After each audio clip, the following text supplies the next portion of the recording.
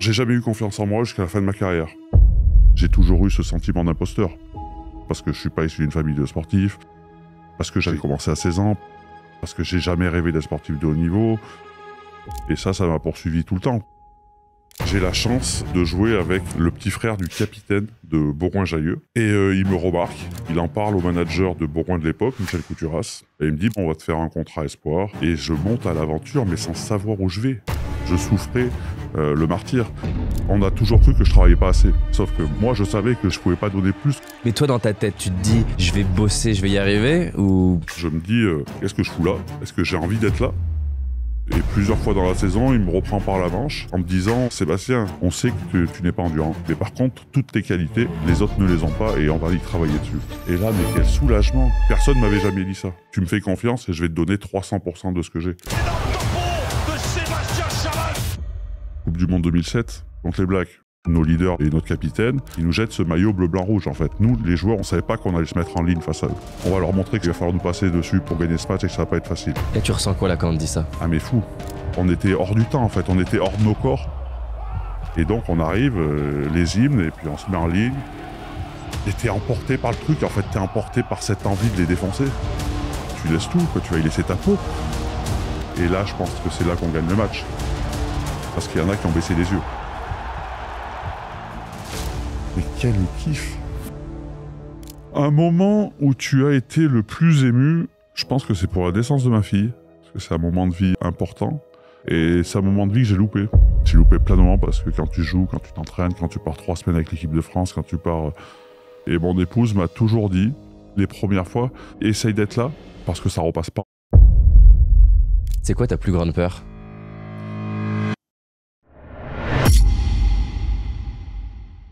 J'ai une annonce à faire, et pas une petite annonce. Le plus gros partenariat qu'on a jamais fait, Paradox et Goliath. Goliath, c'est une plateforme d'investissement que j'utilise personnellement et avec laquelle j'investis tous les mois et que j'adore parce qu'elle est intuitive. Mais là, ce dont je te parle, c'est pas juste un petit partenariat où je te présente une app sympa. Imagine, on a créé l'espace Paradox au sein de Goliath. Ça veut dire que tu peux investir directement à mes côtés et avec toute la communauté de Paradox. On est ensemble, on peut partager nos investissements et célébrer ensemble nos réussites. Tu vas pouvoir commencer à investir dès 2 € et ça sans frais cachés. Je t'invite dès maintenant à cliquer sur le lien en description, télécharger l'application gratuitement, découvrir l'espace Paradox sur Goliath et qu'on célèbre ensemble tes premiers investissements. Paradox avec Sébastien Chabal. Première. Incroyable. Sébastien.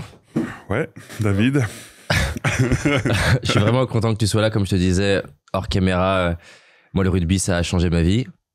J'étais frêle, bon, je suis pas énorme, mais en tout cas, je l'étais encore plus, pas à l'aise. Et je sais pas, j'ai trouvé une ambiance. Ça m'a appris à être plus à l'aise avec mon corps, à prendre des coups aussi, ce qui fait du bien en soi. C'est paradoxal, mais ça fait pas de mal. Ça fait pas de mal. Et au final, j'ai pris confiance en moi via le rugby. Et donc, j'étais vraiment content que tu sois là. Merci beaucoup.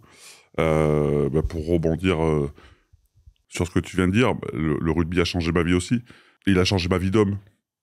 Je vais pas parler de ma vie professionnelle, c'est un fait, mais ça tout le monde a pu le remarquer. Mais j'étais un peu comme toi. J'étais un petit garçon assez introverti. Je suis plutôt timide.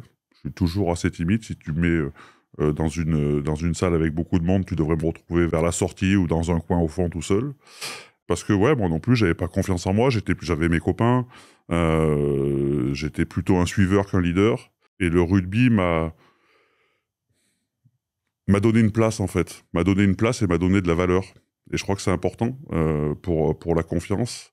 Le rugby m'a fait comprendre que je pouvais être utile, que je pouvais servir à quelque chose, à un collectif. Et j'ai des frissons, ça commence. Et c'est quoi ces frissons-là ? C'est le chemin parcouru en fait, c'est que j'étais pas prédestiné à ça, enfin on n'est jamais prédestiné, pour la plupart d'entre nous on n'est jamais prédestiné, il y en a qui savent qui vont aller quelque part et qui se donnent tous les moyens. Moi je savais pas en fait, moi j'ai eu la chance, mon histoire et mon parcours a été fait de rencontres comme souvent dans la vie et de choix qu'on fait. J'ai eu la chance qu'il n'y ait pas d'équipe de foot dans mon village quand j'avais 15-16 ans. Donc du coup, avec les copains, on est dans le village d'à côté. On est allé jouer au rugby. Et là, je suis rentré dans un monde où il y avait beaucoup de bienveillance, beaucoup de partage, beaucoup de sourire. Mais je pense que c'est ce que t'as rencontré quand tu as commencé aussi, on a à peu près au même âge, et où le plaisir du partage était le plus important. Parce qu'on j'ai joué dans mon petit village, à Beauvallon, à côté de Valence, dans la Drôme. Et si on gagnait des matchs, c'était bien. Mais si on perdait, on faisait la fête quand même, tu vois. Donc, c'était l'ambiance, quoi. Ouais, c'était l'ambiance. Je pense que le rugby, quand j'étais gamin, c'était un prétexte, parce que je suis pas issu d'une famille de sportifs. C'est incroyable quand je me retourne aujourd'hui et que je regarde ma famille au sens large, parents, oncles, tantes, cousins, cousines, personne fait de sport en fait. Waouh. Mais c'est fou, c'est fou. Et alors aujourd'hui, ça a changé un peu parce que je pense qu'on a besoin d'exemples dans la vie. Et c'est vrai que je pense que, je vois ma sœur, notamment ma maman, c'est incroyable. Aujourd'hui, elles font du sport, elles pratiquent, elles ont compris aussi que l'activité sportive était importante aussi pour le bien-être. Ça, c'est un autre sujet. Et ouais, cet univers du sport collectif. Alors là, on parle du rugby parce que c'était le rugby, mais je crois que c'est cet effet de groupe, cet effet de bienveillance.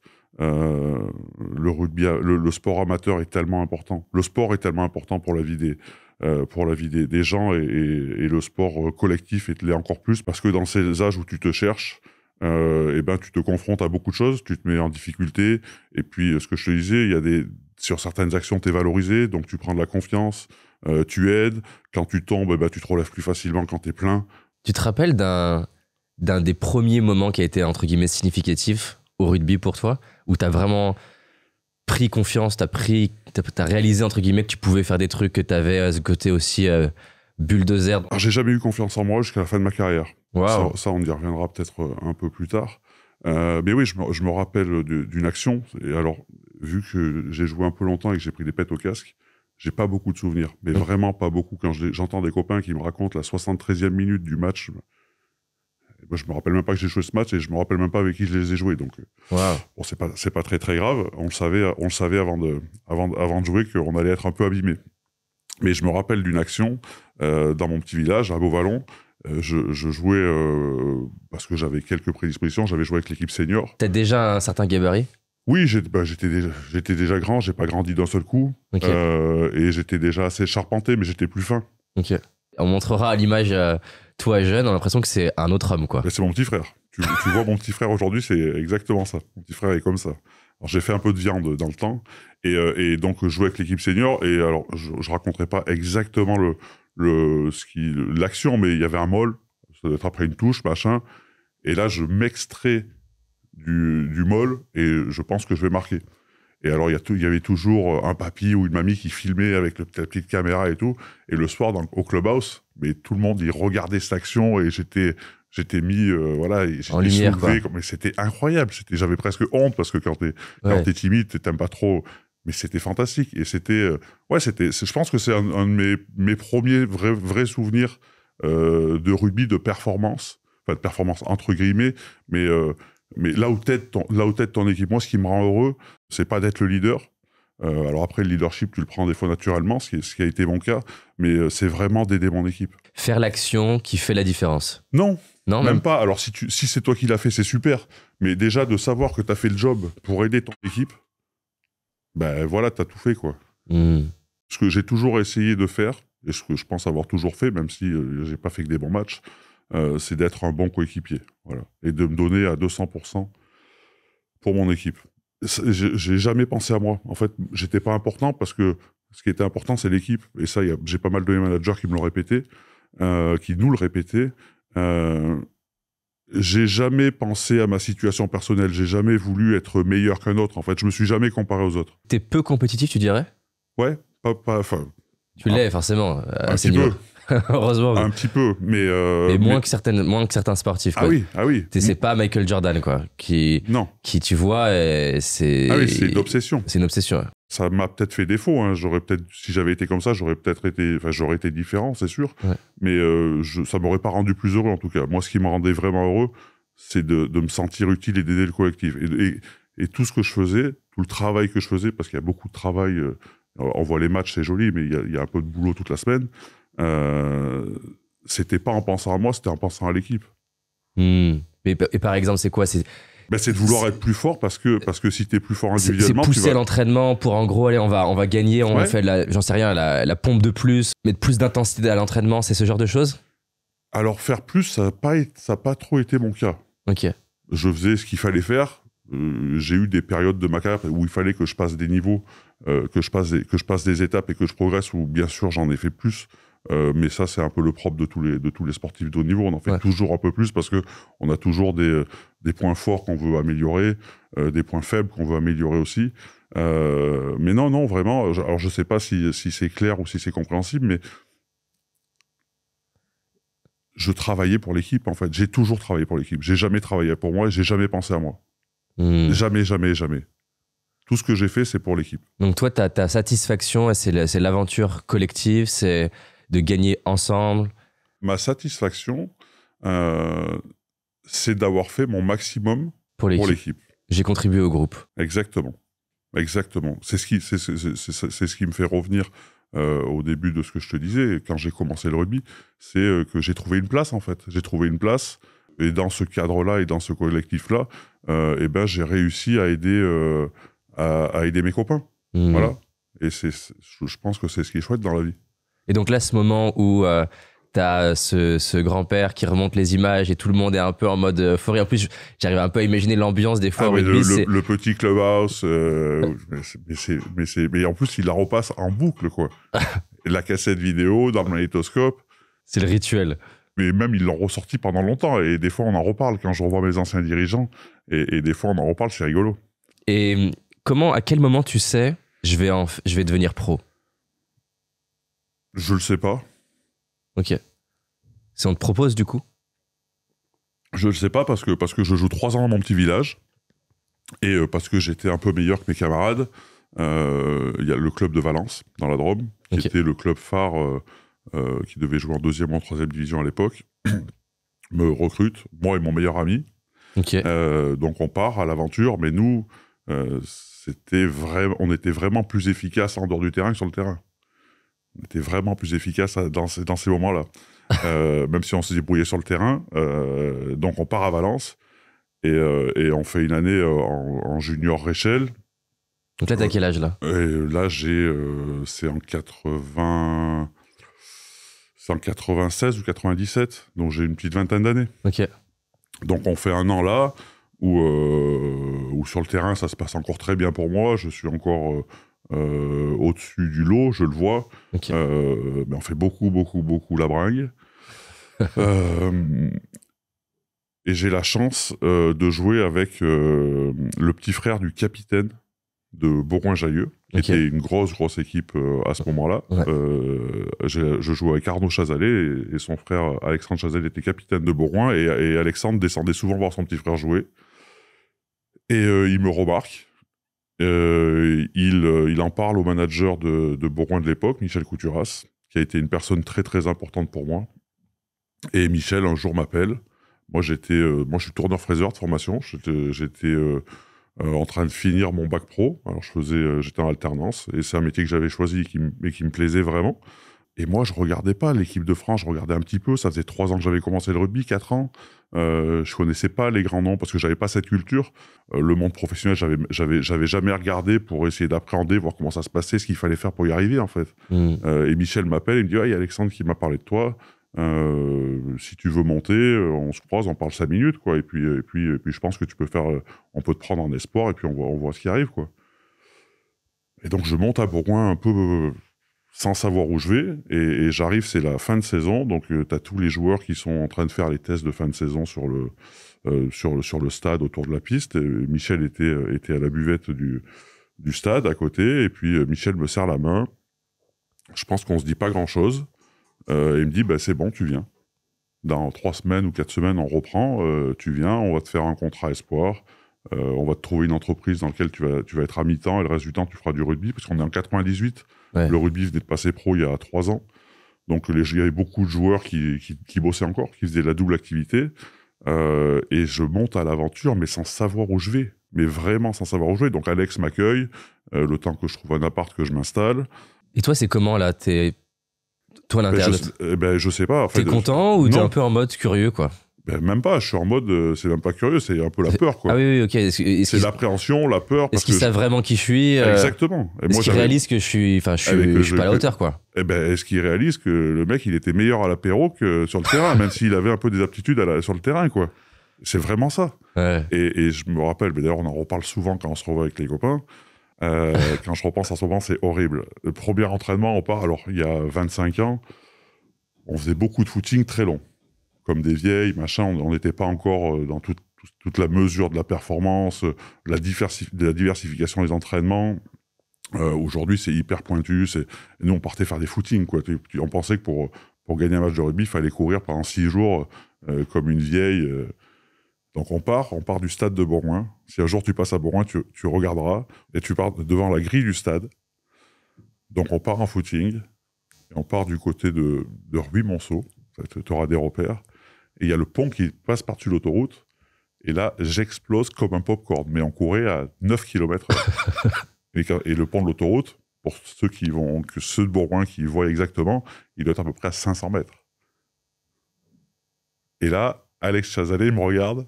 Oh, et là, il se dit, waouh, mais pourquoi j'ai fait venir ce mec-là? Et là, il me dit, coupe ici. Là, comme ça, tu fais. Genre, en fait, tout le monde avance, t'es dernier, t'es en train de suffoquer. À l'agonie. Mais horrible. Un truc horrible.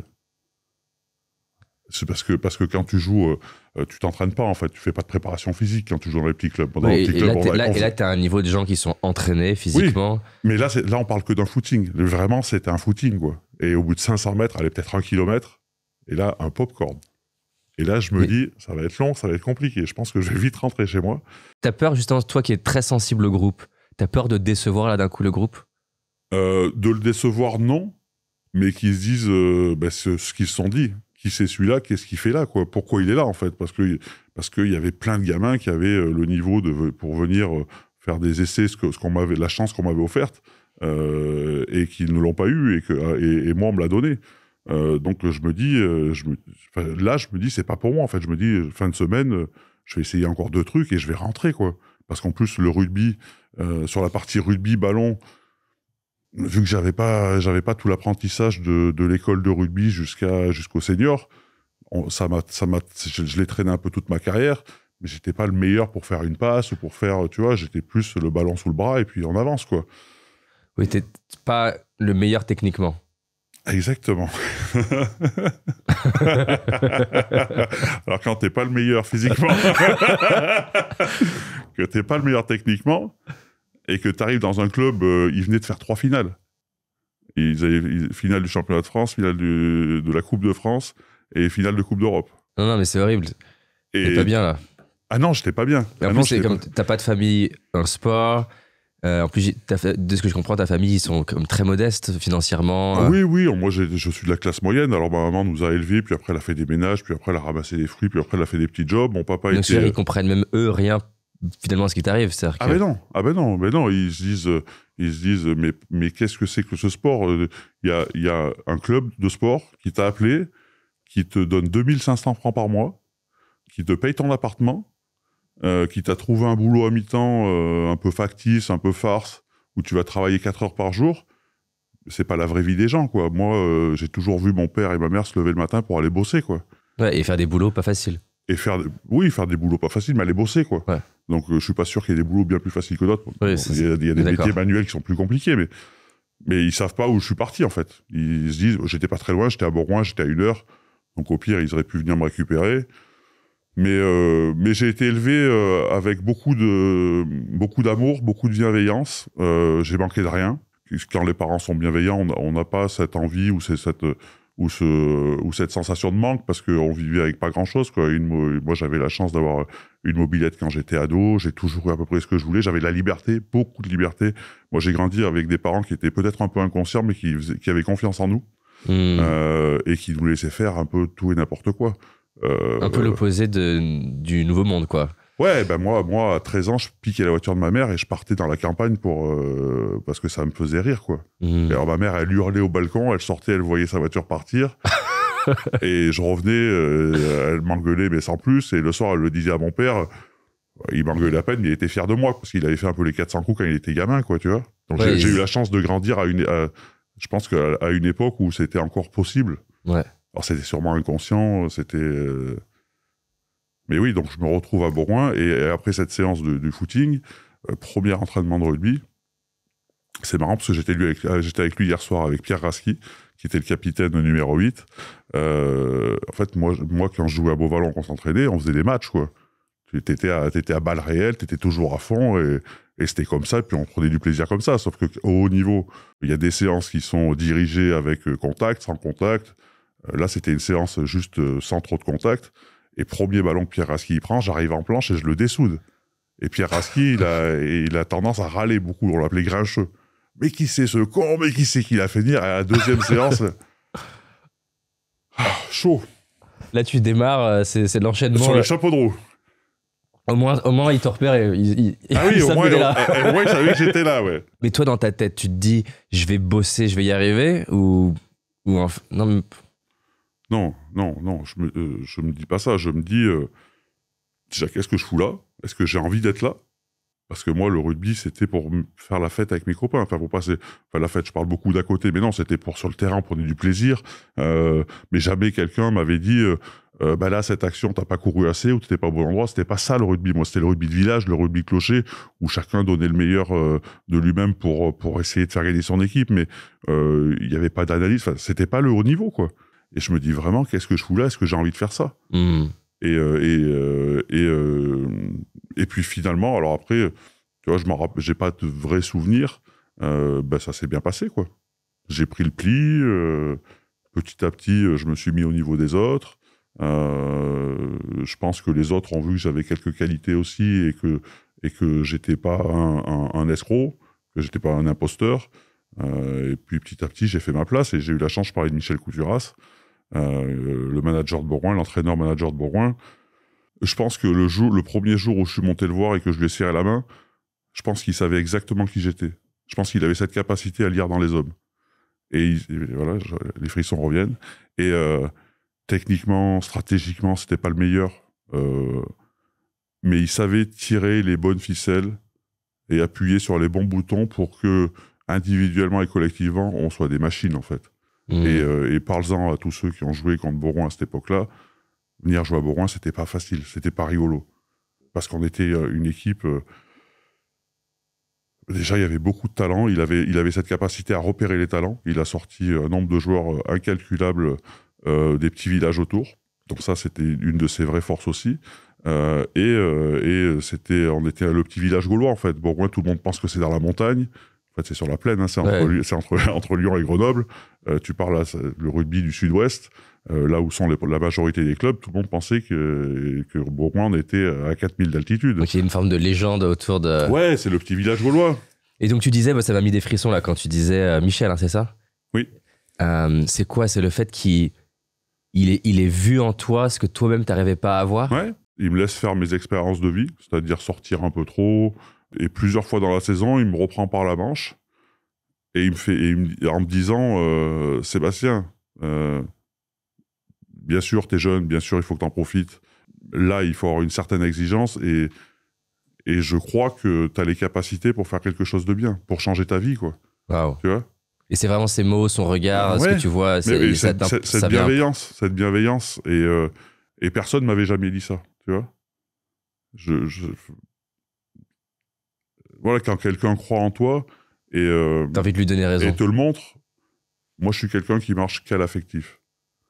Je ne marche qu'à l'affectif. Tu me dis que tu m'aimes, il faut que tu sois un mec bien quand même. Tu me fais confiance et je vais te donner 300% de ce que j'ai. Je fonctionne que comme ça. C'est pour ça qu'avec certains entraîneurs ça n'a pas marché. Je vais pas te dire que ça a marché avec tous les entraîneurs. J'ai joué avec Bernard Laporte dans l'équipe de France, ça a été très compliqué. Parce qu'en plus, avec l'équipe de France, on se voit pas beaucoup, tu te vois 10 semaines par an. Donc il y a peu d'effectifs. Il y a moins d'affectifs. Et puis, le sélectionneur n'est pas là pour ça non plus. Avec Pierre Berbizier au Racing, on s'est pas du tout entendu parce qu'on fonctionnait, on n'était pas sur les mêmes leviers, en fait. Mais c'est quoi, typiquement, les leviers qui marchent pas chez toi? De pas me faire confiance, en fait. De pas croire en moi. Alors, je dis pas qu'il faut pas me dire que je suis le plus fort, le meilleur et tout. Mais si tu m'enfonces...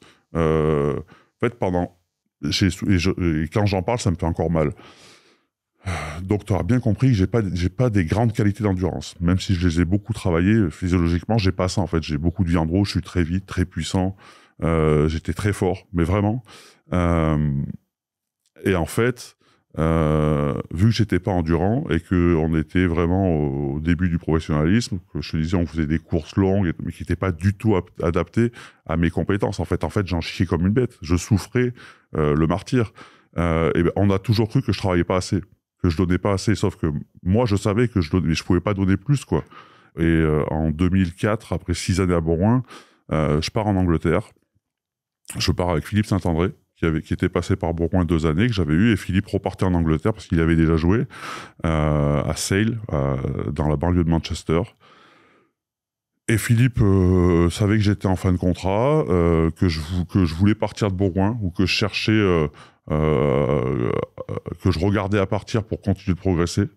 Parce que Bourgoin arrivait à un plafond de verre, le rugby pro avançait et Bourgoin avait plus les moyens de suivre. Et Philippe me propose un challenge, il me dit Seb, je pars à Sale, c'est un club incroyable, ils ont une ligne de 3/4 de malade mental, mais vraiment de malade mental, mais devant ils se font casser la bouche par tout le monde. Donc ils font un peu de spectacle, mais dans la globalité c'est moyennasse. Et en fait ce challenge m'a plu parce qu'il y avait Philippe qui avait compris aussi comment je fonctionnais. J'avais déjà un repère de poser, donc c'était aussi important parce que partir en Angleterre, je parlais pas anglais. Non, c'est clair. Mon épouse était enceinte, tu vois, c'était un moment de notre vie aussi un peu charnière. Et j'arrive en Angleterre, et donc Philippe vient me chercher à l'aéroport le dimanche, il me fout dans un hôtel, il me dit il y a Sébastien Bruno qui va venir te chercher. Le demain matin, 6h30. J'ai dit 6h30, mais qu'est-ce qu'on fait à 6h30 ? C'est un peu tôt, quoi. Donc Seb arrive, il me dit c'est des malades. Il me prend dans la voiture, il me dit c'est des malades. Il me dit c'est des fous, je veux partir, c'est des malades. Waouh. Et je dis, mais on va où là ? Il me dit, on a rendez-vous dans un parc. On avait le prépa physique, c'était Nick Johnson. Super mec, mais complètement en branque. Donc on arrive sur ce parking de ce parc. Les mecs, ils couraient autour de leur voiture, ils s'échauffaient, ils s'étiraient sur leur capot. C'est vraiment l'entraînement commando, quoi. Exactement. Et là, 6h30 ou 7h, bref, hop, Nick siffle, il part comme un chevreuil et suivez-moi, sans nous dire ce qu'on fait. Écoute-moi bien que le groupe Eto, c'était moi, Seb Bruno, il y avait Pierre Caillat, notre Français, on est 3 ou 4 Français. Nous, on a besoin de savoir ce qu'on fait, en fait. On a besoin de nous dire, tu vas courir 5 minutes à 12 km/h, puis après, on va se reposer 2 minutes, et puis après, on va faire ci. L'enfer de l'enfer. Et en fait, quelques jours plus tard, Nick, on se parle. Et ça a changé ma vie, même si ça n'a pas cicatrisé toutes les blessures que j'avais eues avant. Il me dit, Sébastien, avant de reprendre, j'ai un cadeau pour toi. Chez Paradox, on le répète constamment, le vrai dev perso, c'est pas ce que tu sais, c'est ce que tu fais. Alors pour t'aider à passer à l'action, on a extrait les concepts clés abordés dans cette vidéo. Et on les a rassemblés dans un document où tu trouveras des exercices, des questions, des modèles mentaux pour appliquer ces concepts dans ta propre vie. Le but, c'est que cette vidéo, ça soit pas juste une vidéo de plus, mais celle qui te permet de faire un pas, même petit, vers la vie qui t'inspire. C'est offert, t'as juste à cliquer sur le lien dans la description et on te l'envoie. J'espère que ça te plaira. On t'a fait venir parce que t'es puissant, parce que t'es rapide, parce que si, parce que ça. On sait que tu n'es pas endurant, tu n'as pas cette qualité, donc on va travailler sur tes points forts, parce qu'on t'a fait venir pour ça. Il y a le numéro 6 et le numéro 7, ils peuvent courir pendant 4 jours. On s'en fout, toi en plus on t'a repositionné numéro 8, un poste où tu as un peu plus de recul et un peu plus de temps de repos. Dis donc, c'est très bien, on va travailler l'endurance, parce qu'il faut le travailler, mais tu seras jamais comme les autres. Tu n'en as pas les capacités physiques, mais par contre, toutes tes qualités, les autres ne les ont pas, et on va y travailler dessus. Et là, mais quel soulagement. Le mec, il te pointe pas du doigt tes faiblesses. Il te dit, on t'a pris pour tes forces. Mais c'était fou. Mais en fait, d'entendre ça, c'était fou. Alors que... Libérateur, ouais. Ah mais oui, alors qu'en France, on m'a toujours dit, tu travailles pas assez, t'es un feignant... Mais non, et après, en France, quand je suis revenu en équipe de France, on s'est mis à faire des tests de lactate, de machin. Ils ont vu que physiologiquement, moi, à partir de 10 km/h, je fabrique du lactate comme un... Mais c'est dégueulasse, quoi. Je m'engorge les muscles et je suis capable de tenir... J'étais capable de tenir une charge de lactate très, très, très importante, bien au-delà des autres. Mais sauf que moi, je m'arrêtais à 15 km/h, quoi, parce que j'étais brûlé. Et voilà, et le fait que Nick me dise, Sébastien, on t'a pris pour tes forces et pas pour tes faiblesses, et que la complémentarité, c'est ça une équipe. C'est l'association de force et de faiblesse, et après on essaye d'avoir un niveau moyen le plus élevé possible. Et le fait qu'on te le dise, ouais, c'est ouf. Mais ça a été un moment incroyable. Mais incroyable. Ouais, je comprends parce que ce que tu as vécu au rugby, je pense qu'il y a plein de gens là qui peuvent nous écouter, qui peuvent se reconnaître parce que, en fait, à l'école, c'est typiquement ce que tu décris. C'est-à-dire que t'es pas bon en maths et donc on va te saouler à te répéter sur le truc sur les maths. Ça veut pas dire que tu peux pas bosser, parce que tout le monde peut être meilleur en maths. On peut toujours être meilleur dans tout. Mais ça se trouve, voilà, t'as une super créativité, t'as une capacité à utiliser les couleurs et tu peux être un artiste. Peut-être qu'à l'inverse, la littérature, ça te fait péter un câble, tu comprends pas. Par contre, les maths... Et c'est vrai que les anglo-saxons, ils ont ce truc de... Ils sont plus pragmatiques, en fait. T'es un génie là-dedans, t'as un potentiel là-dedans, sois singulier, quoi. Exactement. Va exprimer ta singularité, plutôt que de ressembler à un clone. Et travaille sur ça, en fait. Ouais. Et moi, c'est ce que je dis aujourd'hui. Aujourd'hui, je suis dans le monde de l'entrepreneuriat. C'est ce que je dis à mes collaborateurs. Je leur dis, quand tu recrutes quelqu'un, qu'est-ce que vous savez faire, qu'est-ce que vous aimez faire? Je vais pas vous dire que vous allez faire 100% de votre temps ce que vous aimez faire. Mais on va essayer de vous mettre sur les tâches où vous êtes à l'aise, où vous prenez du plaisir, où c'est confortable pour vous. Et si on arrive à faire un 70-30, c'est bien, quoi. Déjà, tu vois, c'est canon. Mais je pense que c'est très français. On est des cons, en fait. On est des cons parce qu'on pointe toujours ressembler à des clones. Ouais, et puis ressembler à des clones, oui, il faut tous qu'on se ressemble. Mais surtout, tu fais 100 choses, t'en fais 98 de très bonnes, t'en fais 2 de pourries. Qu'est-ce qu'on va te dire? De quoi on va te parler? Ouais, des deux qui vont pas. Ouais. C'est catastrophique. C'est catastrophique pour la confiance en soi. Mais en plus, dans ce que tu dis que j'aime bien, c'est que moi, j'aime bien cette image. C'est un peu d'ailleurs l'image de Paradoxe. C'est la pièce, elle a 2 côtés. C'est-à-dire que c'est une forme de fantasme d'imaginer que tu peux être à la fois rapide, puissant, toutes tes qualités, et en même temps très endurant, etc. Alors qu'en fait, ça va ensemble. Ça va pas ensemble. Oui, ce que je veux dire, c'est que ça va ensemble. Oui, ça va ensemble le fait de pas aller ensemble. Oui, ça va ensemble le fait que naturellement, avec ce type de gabarit, ce type d'énergie, tu vas être moins endurant. Et pareil, la personne qui est ultra organisée, structurée, potentiellement, elle n'est pas la plus créative. Exactement. Ou à l'inverse, la personne qui est ultra créative, elle arrive peut-être, elle a du mal à suivre le process, à faire dans le bon ordre. Et en fait, si tu lui demandes d'être là, c'est mort. Ben non, tu la tues en fait. Et tu te mets à douter de toi, à penser. Il y a une phrase que je dis très souvent que j'adore, qui apparemment viendrait d'Einstein, c'est si t'es un poisson et que tu te compares à un singe, à sa capacité à monter à l'arbre, tu vas te sentir stupide toute ta vie.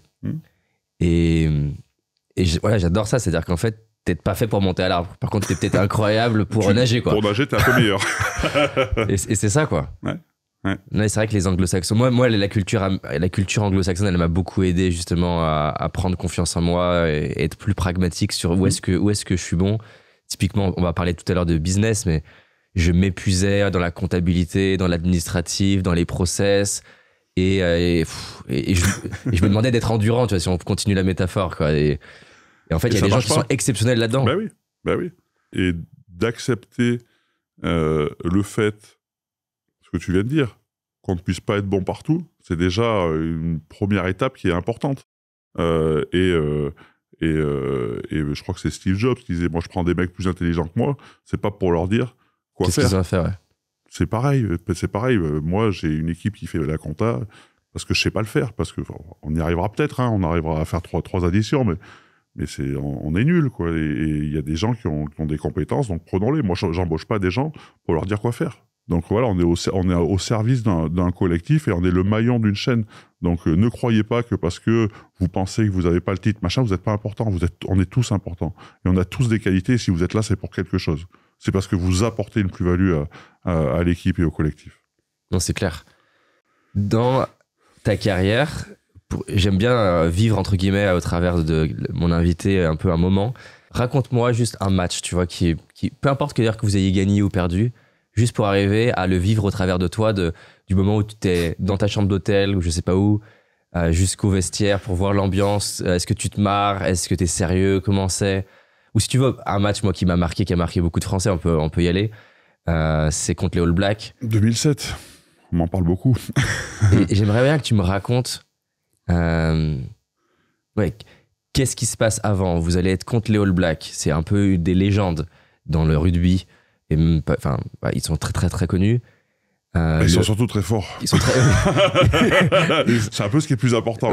Ils sont très forts. Ils font leur AK.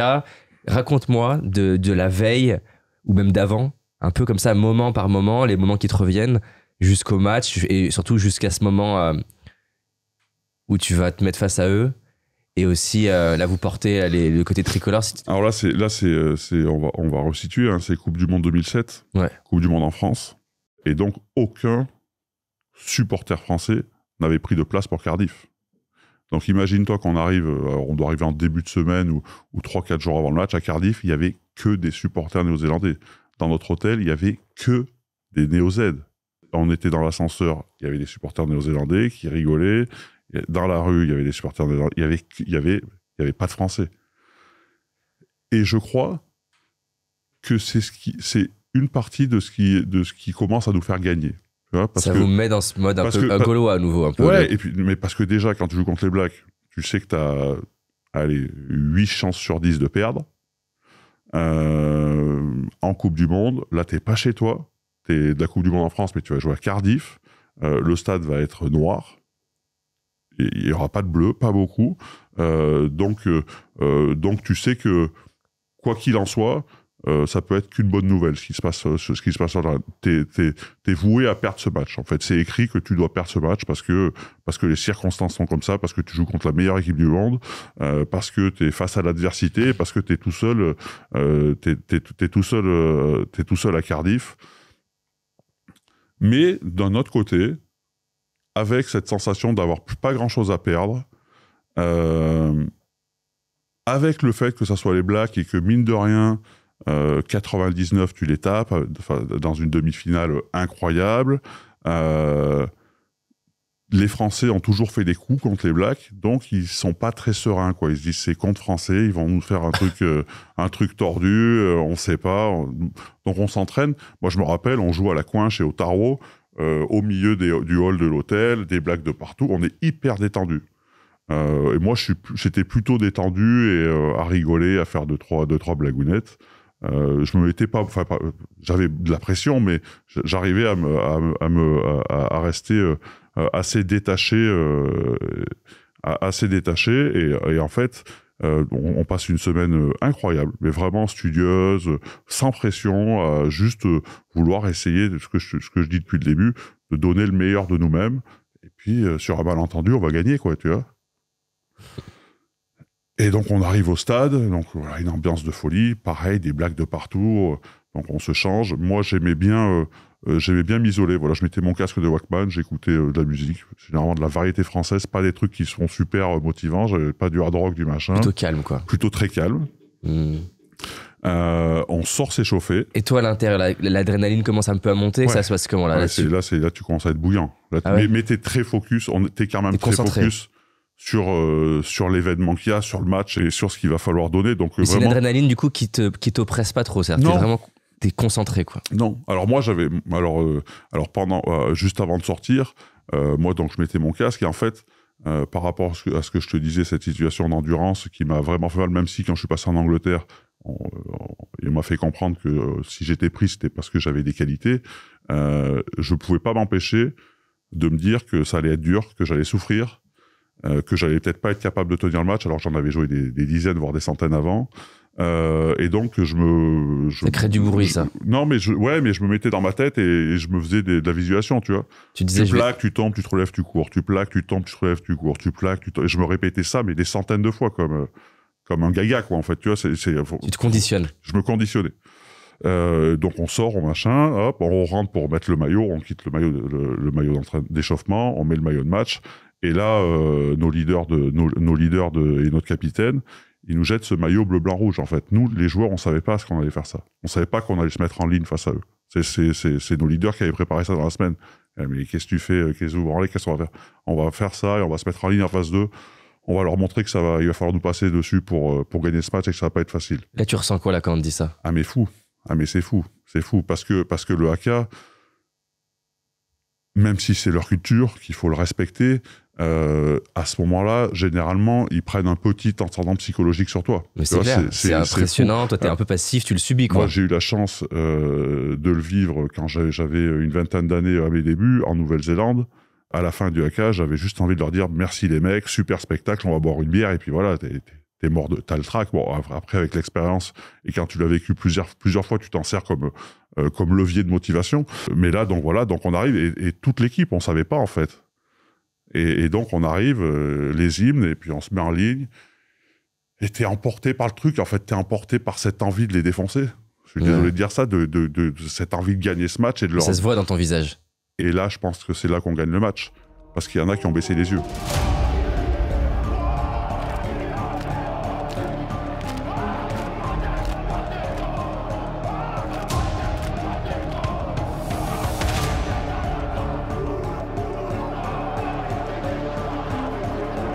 Tu vois, quand tu baisses les yeux, non, tu les vois jamais baisser les yeux. Je pense que j'ai jamais j'ai vu quelques dans images. les AK, c'est vraiment le côté primitif. Là, je vois, il me semble que j'ai l'image d'Ali Williams qui baisse les yeux.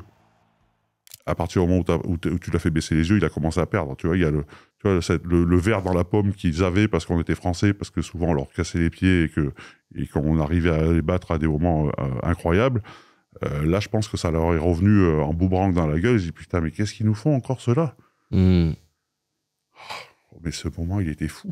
Mais là, à ce moment-là, là, tu ressens quoi là? Mais je sais pas. T'as chaud, t'es dans un mode... Je sais pas, David, je sais pas. T'es en transe. Mais on était hors du temps, en fait. On était hors de nos corps. Moi, je pense que j'étais hors de mon corps. Et t'arrives à entendre le bruit du stade ou pas? Bien sûr, t'entends. Le stade, t'entends que ça. En fait, t'entends un grondement et c'était fou. Et parce qu'on a été les premiers à faire ça, voire peut-être les derniers. Mais quel kiff! Et donc là, en toi, il y a une partie de toi qui te dit je vais gagner. Enfin, on va gagner du coup. Et ben là, on se dit, en voyant leur tête en face, on se dit, on va le faire. On va le faire. On va le faire. Et on le fait. Et on le fait. C'est incroyable. Moi, je suis remplaçant. Donc, du coup, le soufflet retombe un petit peu. Mais quand je rentre, voilà, tu vas mourir sur le terrain, quoi. Alors, j'aime pas employer ces termes de guerre, de mourir, machin. Mais c'est l'univers du rugby, faut comprendre. Mais tu laisses tout, quoi. Tu vas y laisser ta peau, quoi. Et on a la chance qu'il n'y ait pas la vidéo. À cette époque-là, il y a eu un petit léger en avant entre la dernière passe du dernier essai, mais ça fait partie du sport aussi. Et on gagne ce match. Et ça fait chier parce que ça fait chier, non, on est content. Mais on fait le truc le plus dur. Et ça, c'est souvent très français. Ouais. Et on perd contre les Anglais en demi-finale, encore une fois, quoi. Tu vois? Et qu'est-ce qui se passe? Ça crée trop de confiance? Non, je pense pas. Non, parce que le match des Anglais, les Anglais étaient une très bonne équipe. Le match des Anglais, on le démarre mal. Le match des Anglais, Wilkinson qui avec son pied qui nous arrose, il y a un rebond devant Damien, il prend pas le ballon de volée, et puis hop, essai, puis après tu cours derrière le score, et puis tu cours derrière Johnny qui arrose de tous les côtés, qui fait des pénalités, des machins, et on n'arrive pas Donc ça fait chier parce que... Ouais, là ça aurait pu être légendaire ce moment. Enfin, la suite, quoi. Ouais, oui, et alors c'est super. L'aventure, je pense que, pour nous, sportifs, d'avoir eu la chance de représenter notre pays en France, c'est unique. Ça n'arrive pas. Ça, c'est arrivé l'année dernière, en 2023, mais il y a très peu d'élus. Donc, on a vécu quelque chose d'extraordinaire, même si on était quand même très protégés, très cloisonnés dans le centre d'entraînement à Marcoussis. Quand on sortait pour aller au stade et tout, c'était fou, cette atmosphère, cette ambiance. Et souvent... Alors, c'est sûr que ce match a été dingue, parce qu'on l'a dit, le contexte, on l'a rappelé, les Blacks, la meilleure équipe, tu les gagnes. Mais à la fin du compte, tu perds 3 matchs dans la Coupe du Monde. Tu perds le match d'ouverture contre l'Argentine, tu perds la demi-finale contre les Anglais, et tu perds la petite finale contre l'Argentine encore une fois. Ouais. Donc sportivement, on fait une Coupe du Monde dégueulasse. Il faut appeler un chat un chat. Mais il y a cet arbre qui cache la forêt, cette victoire contre les Blacks. Donc, c'est vraiment j'adore. Ben oui, c'est un paradoxe. Ouais. Donc j'adore quand on me reparle de ce match. Mais sportivement, c'est pas ce qu'on était venu faire, en fait, tu vois. Et quand tu fais t'as certains plaquages qui sont un peu légendaires, t'entends la salle, t'entends le bruit du stade au moment où tu fais le plaquage. Moi, je me souviens quand je faisais du rugby, quand t'avais des plaquages, je crois que le vocabulaire, ils appelaient ça salle, tu vois. Enfin, tu sais, genre... Et je me rappelle de micro-stade, le bruit. Je sais plus ce que c'était exactement le bruit, mais il y avait vraiment... Ça fait ouf. Ah oui. C'est ça, c'est ouf. Et toi, tu arrives à l'entendre ou pas quand tu... Un petit peu, mais parce que c'est en décalé, ouais. Tu vois. Quand t'es dans l'action, t'entends pas, en fait. Ouais. Il y a tellement de choses qu'il faut faire et qu'il faut penser. Mais bien sûr que toujours, quand t'es dans un stade, et en plus quand t'as 50, 60, 80 000 personnes, en fait, il y a ce bruit, il y a cette ambiance, tu vois, qui résonne et qui, des fois, est sourd. Et oui, tu l'entends, mais... Pas tant que ça. Non, pas tant que ça. Pas tant que ça parce que y a tellement d'informations et de choses à faire sur un terrain. Et toi, tu ressens quoi quand t'arrives à placer un gros plaquage, entre guillemets, violent? C'est comment, enfin, qu'est-ce que ça te fait? Est-ce que tu as un sentiment de puissance? C'est comment? Ouais, j'ai un sentiment de domination. Ouais. Et on fait un sport de combat, en fait. Hein. C'est un sport de combat collectif. Donc, tu te sens fort, quoi. Ouais, et prendre l'ascendant. Et puis, souvent, quand tu as un joueur d'une équipe qui arrive à faire des actions comme ça sur la puissance, sur la force, notamment les plaquages, hein, c'est soit une charge, c'est soit un plaquage, hein, l'énergie collective que ça amène, c'est fou. C'est fou parce que c'est impressionnant en fait, tu vois. Et même tes copains, ça impressionne quand tu mets un bon tube à un mec ou que tu mets une belle charge et ça t'amène une énergie collective qui est juste incroyable. Donc moi, j'adorais ces moments. Mais après, j'ai pas joué. Quand je jouais, je me disais pas, il faut que je tue un mec. Enfin, il faut que je fasse des gros plaquages. Bon, mon but, c'était de faire mon job, tu vois, déjà de plaquer le mec. Déjà, c'était très bien. Alors, si t'arrivais à filer un timbre à un mec et puis l'assassiner un peu, c'était mieux. Mais et sur le côté psychologique. Ouais, c'est ça, c'est le côté psychologique. Moi, est-ce que tu te disais, entre guillemets, il faut que dans les 10 premières minutes, non, je fasse un truc parce que ça peut déstabiliser énormément l'équipe adverse. Non, parce que ça aurait été, ça aurait desservi l'équipe. Parce que j'aurais pensé qu'à moi, en fait. Et on a tous des tâches importantes à faire. Et si tu commences à penser à ce que toi, tu vas faire pour toi, peut-être au service de l'équipe, ça marche pas, en fait. Il faut rester dans le cadre du jeu. Parce que filer un timbre, c'est facile. Tu montes en pointe tout seul, tu peux assassiner 3 types par match. Sauf que le ballon, il va aller sur l'aile, tu vas créer des décalages, tu vas ouvrir des brèches, et du coup, ça va desservir l'équipe, en fait. Ça donc jamais... tu veux rester, en gros, présent avec ce qui se passe. Mais tous, parce que on s'entraîne ensemble, on travaille ensemble, on est les maillons d'une chaîne sur le terrain. Enfin, tu vois comment ça pivote, comment ça s'organise, comment ça travaille, comment tu te remplaces, comment tu te repositionnes. Tout ça, c'est au millimètre, quoi. C'est hyper orchestré. Donc tu peux pas te permettre de dire allez, je vais essayer de tuer un type pour apporter de l'énergie à l'équipe. Non, si ça arrive, s'il s'offre, tant mieux entre guillemets. S'il s'offre comme moi j'ai eu la chance avec Chris Mazoé lors de la tournée en 2007 à la Coupe du Monde. Mec, malheureusement, je sais pas qui c'est, je crois que c'est Dan Carter qui lui fait une passe, il a les bras comme ça. Merci. non mais tu vois, et tu le prends, mais tu joues pas pour ça en fait. Plus quand j'avais le ballon en main. Moi, j'ai un prof de maths qui m'a appris, quand j'étais gamin, que la ligne droite est le plus court chemin. Ouais. Ça doit être satisfaisant, là, ce sentiment de traversée. C'est génial. Et puis, c'était bien parce que j'avais souvent l'ascendant, il faut appeler un chat un chat. Et je me suis rarement fait prendre par la patrouille. Alors, je dis pas que 2-3 fois, ça n'a pas piqué un petit peu. Mais sur le... En plus, ça dure un certain temps, quoi. T'as une forme de... Enfin, tu traverses... oui, et puis surtout quand j'étais repositionné en numéro 8, souvent, tu récupères des ballons sur des jeux au pied, au fond du terrain. Tu peux t'élancer. Un truc que je trouve fascinant dans le sport, et qui est applicable dans le business, mais dans le sport, c'est encore plus extrême, parce que ça se joue sur peu de temps, c'est que parfois, on enchaîne une mauvaise série de mouvements, de quelque chose, et d'un coup, la confiance, elle s'érode. Et après, tout le reste du match, tu vois, j'en parlais à Tony Parker, il me disait qu'au début de sa carrière en NBA, quand il enchaînait 3 paniers ratés, derrière, c'était compliqué pour lui d'avoir confiance. Et il avait eu un échange avec Kobe Bryant, qui lui avait dit moi, quand ça m'arrive, je me dis delete. Tu vois, en gros, dans sa tête, je supprime ce qui vient de se passer. Et toi, avec l'expérience, qu'est-ce qui a le mieux marché pour t'aider quand tu viens d'enchaîner, je sais pas, 3-4 passes mauvaises ou un plaquage pas bon pour switcher et revenir dans le jeu et revenir dans être... Tu te disais un truc dans ta tête? Non. Très honnêtement, c'est pour ça que je pense que on aurait pu toujours être meilleur, hein, mais je pense que j'ai pas assez réfléchi ou pensé à des choses comme ça quand je jouais. Mais je me rappelle d'un match, alors j'y pensais un petit peu parce que c'était quand même important et on faisait beaucoup de travail sur nous-mêmes, mais je me rappelle du match en Nouvelle-Zélande, 2007, avant la tournée d'été, avant la Coupe du Monde, où Bernard avait laissé au repos ceux qui étaient sûrs de faire la Coupe du Monde, et on était une dizaine en ballottage. Et je faisais partie de ces 10. Et donc, avec la dizaine en ballottage, il y a 20 mecs ou 25 mecs qui viennent, mais qui n'ont pas une sélection. Alors, c'est des très bons joueurs, hein, mais qui n'ont pas une sélection, ou une ou deux. Enfin, on était vraiment une équipe inexpérimentée. Pour jouer 2 fois les Blacks, tu te dis, chez eux, ça va être compliqué. Et le premier match, je me revois, 10 premières minutes, je dois tomber 3 ballons. Le truc horrible. Alors que je jouais ma place pour la Coupe du Monde, tu vois, je jouais ma place pour la Coupe du Monde en France. Et je me rappelle m'être posé tout en continuant de jouer. Mais en toi, quoi. En moi, et m'être dit, oublie ça, délète, exactement. Ça s'est pas arrivé, et maintenant tu vas être performant pour l'équipe. Et pour toi, tu vois.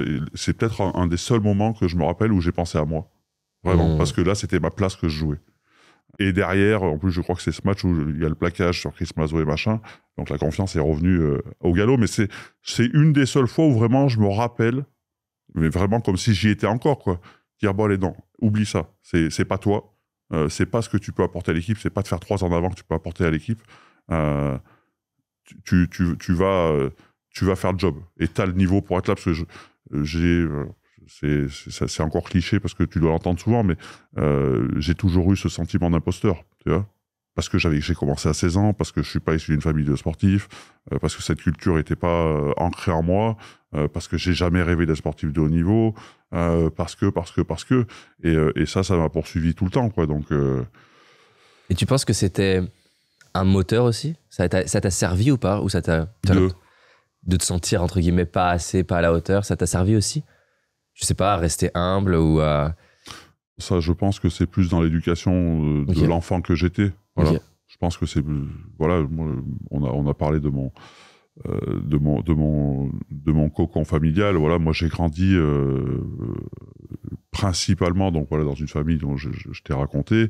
Mais j'ai mon grand-père qui était maquignon. Ma maman est l'aînée d'une fratrie de 6. Et son plus petit frère a 3 ans de plus que moi, Raphaël. Dingue. Moi, j'ai grandi chez mes grands-parents toutes les vacances scolaires. Je montais en Ardèche. Mon grand-père était maquignon. Mais c'est quoi maquignon ? Maquignon, t'achètes du bétail et tu le revends. Ok. Et tu tapes dans la main la patch, comme on dit, a une vraie valeur. Tu signes un accord, quoi. Tu le scelles dans le marbre. Et j'ai vu mon grand-père, j'ai passé mon enfance avec mon grand-père à sillonner l'Ardèche, aller dans des fermes, des endroits c'était le Moyen-Âge, quoi. Il y avait de la terre battue, il fallait boire un canon de rouge. Même nous, même quand j'étais petit, tu filais un petit peu de rouge avec de l'eau, il fallait trinquer.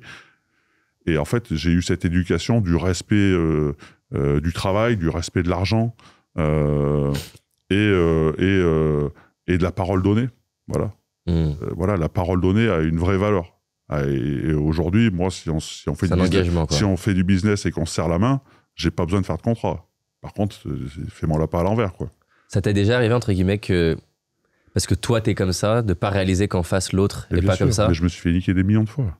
Mais des millions de fois, parce que Et après, tu te changes pas. Moi, j'ai envie de faire confiance aux gens.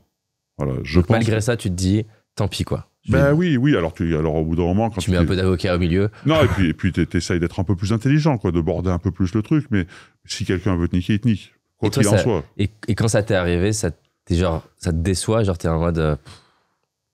je me déçois. Ok. Déjà. Parce que si ça arrive, c'est que j'ai pas été bon. C'est que même si je sais que je suis comme ça, j'aurais dû border plus le truc, j'aurais dû faire les choses plus proprement, plus correctement. C'est quoi un des trucs durs qui t'est arrivé à cause de ça, entre guillemets ? Alors, j'irais pas dire que c'est dur. Ouais. Mais en tout cas, challengeant, enfin difficile sur le coup. Mais c'est pas...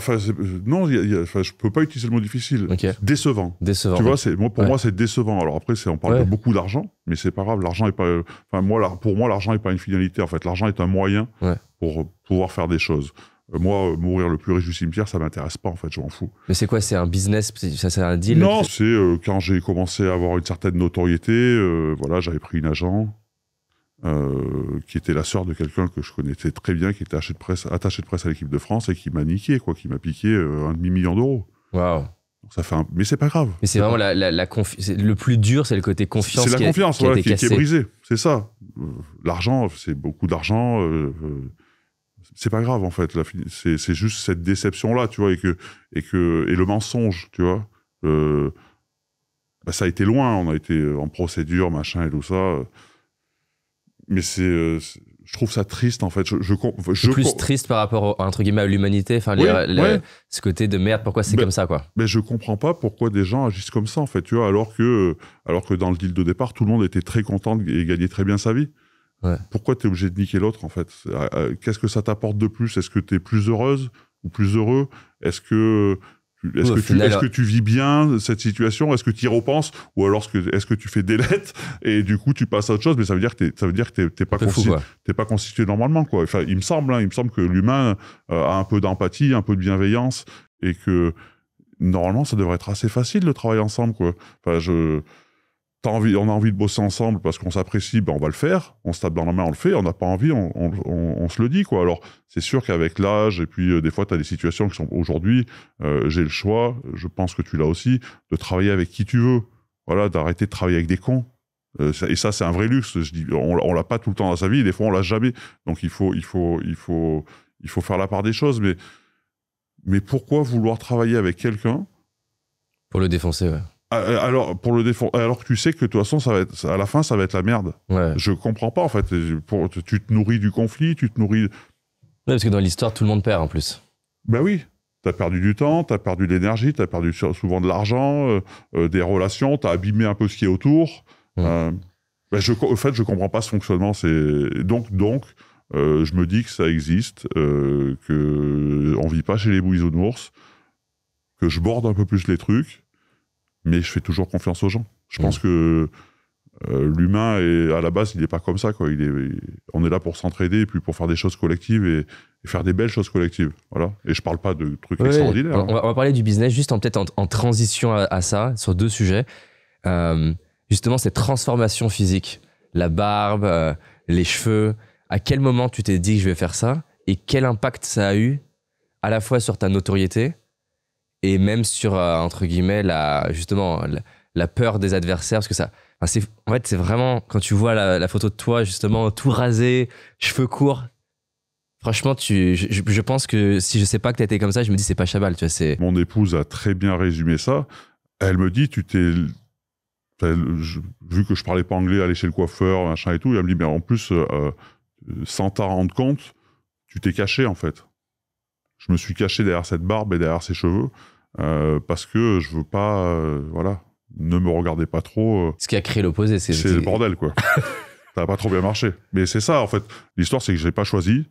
C'est que je suis juste un gros flemmard dans la salle de bain et que ça a poussé et puis que je suis très bien comme ça. Et à quel moment tu vois, par contre, que ça crée un effet? Ça laisse pas les gens différents. 2007. 2007, la Coupe du Monde en France. Voilà, donc j'ai la chance, après ces 2 matchs, de faire partie du collectif. Et comme à chaque grand événement, les médias veulent s'emparer ou prennent quelqu'un pour être un peu l'ambassadeur, le porte-drapeau et le visage de l'événement. Et avec ce qui s'était passé 2 mois avant en Nouvelle-Zélande, où j'avais cassé la mâchoire à Ali Williams, où j'avais plaqué, assommé Chris Mazoé, avec mes actions quand même qui sont relativement spectaculaires, assez directes, ben ça marchait bien, en fait, tu vois. Oui, il y a un truc cohérent, quoi. Et puis le type, il est barbu comme ça, il est grand, il fait il fait peur aux enfants. Donc pour le storytelling, ça marchait bien. Voilà. C'est vrai qu'il fait peur aux enfants, à l'époque en tout cas. Même des fois aujourd'hui, les petits ne sont pas rassurés des fois quand ils me voient. C'est souvent que va prendre une photo avec le monsieur. Ouais, ça arrive assez souvent encore. Ah, c'est énorme. Et donc voilà, en fait c'était pas choisi, c'était pas travaillé, c'était pas, j'imaginais pas que. Mais du coup, ça change ta vie. Tu deviens une forme d'icône du rugby, une personnalité française. Ouais. Financièrement, ça change aussi, j'imagine, les sponsors, les deals, les pubs. Il y a toute ta vie qui doit se transformer à cette période-là. Ah oui, bien sûr, il y a plus de sollicitations, donc il y a plus de revenus. Mais en fait, moi, je dépense du fric pour manger et pour manger, quoi. Donc, d'avoir 2 millions ou 3 000 euros, c'est pareil, je mangerais pareil. Donc, Et toi, de cet argent, donc manger, j'ai compris, beaucoup de bœuf. Mais de moins en moins. De moins en moins, ok. Je crois qu'avec l'âge, on mange moins de viande rouge. Je sais pas. Ok, intéressant. Et donc, toi, tu l'as investi où? Tu la dépenses dans quoi à l'époque? C'est une maison, c'est... Ouais, j'ai beaucoup déménagé. Le lieu de vie est important. Et après, j'ai investi dans des business. Un petit peu. Pas d'immobilier? Si, de l'immobilier, oui, si, j'ai pas mal d'immobilier. Ok. J'ai pas mal d'immobilier. J'ai eu la chance de croiser 2-3 personnes qui m'ont appris, qui m'ont fait comprendre où c'était le plus intéressant, ce qui leur semblait le plus pertinent d'investir. Donc je l'ai fait, donc j'ai un peu d'immobilier, voilà, et ça m'éclate. Et je continue à faire des projets un peu tous les ans, je fais 1 ou 2 projets immobiliers. Ok, de quel genre? Ouais, tout, là, je suis en train de finir, on est en train de finir, parce que je dis on, parce qu'on a une vraie équipe, de retaper un château, un monument historique, juste à côté de Lyon, une vieille endormie, ça faisait 50 ans que personne y avait habité, personne ne l'avait vu, personne ne l'avait touché. C'est pour en faire quoi, un genre d'hôtel? Non, on l'a divisé, on fait des appartements. Voilà. Ok. Et dans ces cas-là, tu utilises ta notoriété ou pas du tout? Non, non, pourquoi faire? Non, mais par exemple, je sais pas, Tony Parker, Moi, je suis très mauvais pour parler. Moi, j'aime pas me mettre en avant. Ouais, non, je sais. Même dans ma marque de vêtements, bien sûr, je fais quelques photos, mais je suis très mauvais sur les réseaux sociaux parce que c'est pas la vraie vie, j'aime pas ça. C'était dur de choisir certaines pubs, parce que j'imagine que tu as eu des propositions un peu bizarres des fois aussi, quand tu commences Ouais, j'en ai eu plein, j'ai fait beaucoup de choses, j'ai fait plein de conneries, des trucs un peu loufoques, un peu bizarres. T'en as que tu regrettes ou pas? Non. Non. Non, parce qu'à chaque fois, alors bien sûr, je regardais la marque que j'allais représenter, mais mes choix sont toujours faits, et vraiment, c'est la vérité, pas sur le montant du cachet, vraiment pas, mais sur les personnes qui portaient les projets. Le lien, quoi. En fait, je fonctionne comme ça, l'humain est très très important chez moi. Et t'en as eu à l'étranger?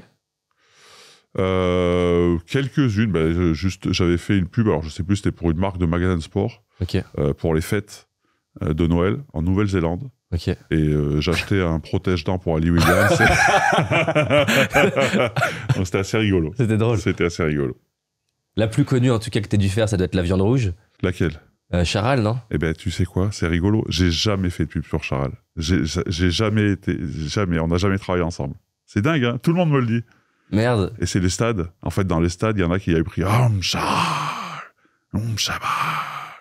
Jamais. Putain, mais c'est le meilleur coup de leur vie, eux. Bah, ils sont. Alors, est-ce que si c'est eux qui l'ont lancé en douce, ils ont été très bons, mais on n'a jamais travaillé ensemble. Et tout le monde m'en parle. C'est fou. Hein.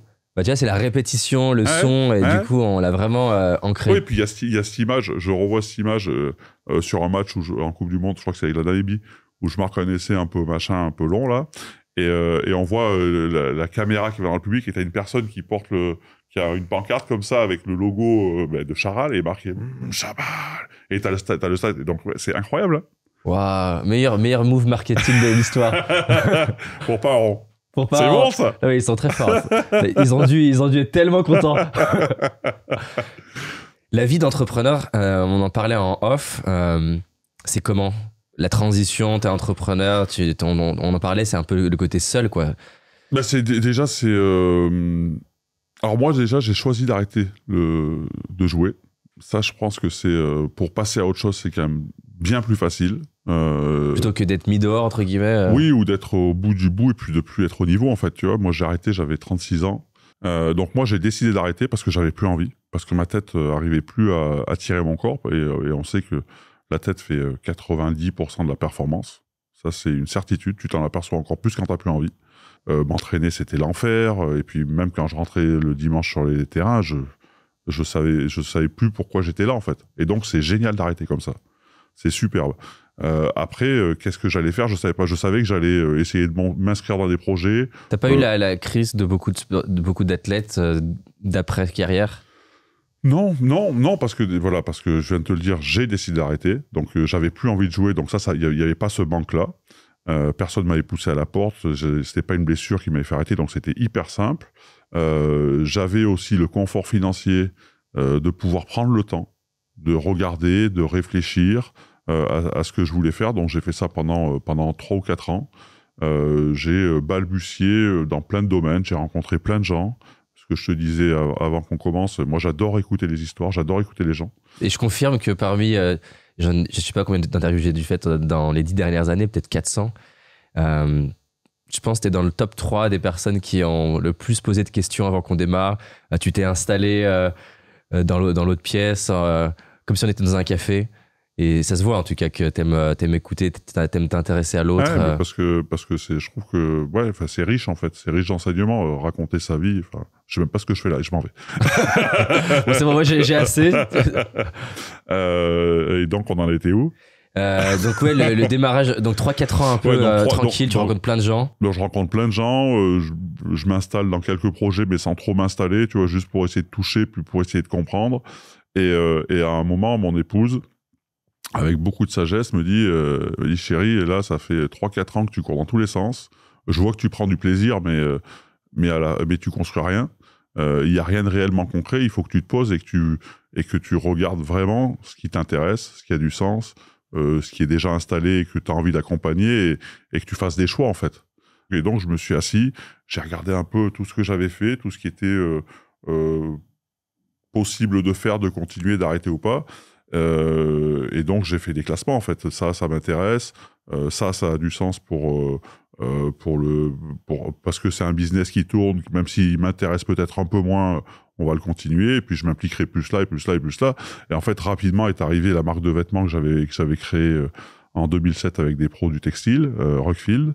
Pour lequel j'avais signé un contrat de licence de marque de 10 ans, parce qu'à cette époque, 2007... Donc à cette époque-là, t'es pas propriétaire? Non, en fait, on crée Michel Couturas, mon manager de Bourgoin. Wow. Un de ses amis a une boîte de textile avec une marque qui s'appelle Longboard. C'est Pierre. Pierre a une marque qui s'appelle Longboard, c'est une marque qui était forte en grande distrie, il devait faire une 40aine de millions d'euros, donc c'était un truc solide. Des vrais du métier du textile. Et Pierre était joueur de rugby de père en fils. Et donc il avait envie de se créer sa danseuse, tu vois, une marque un peu comme Eden Park, Blanco. En plus, il pouvait avoir Sébastien Chabal qui était un peu en vogue à l'époque. Tu vois, 2007, c'est sorti de la Coupe du Monde. Et là, il touchait le gros lot, quoi.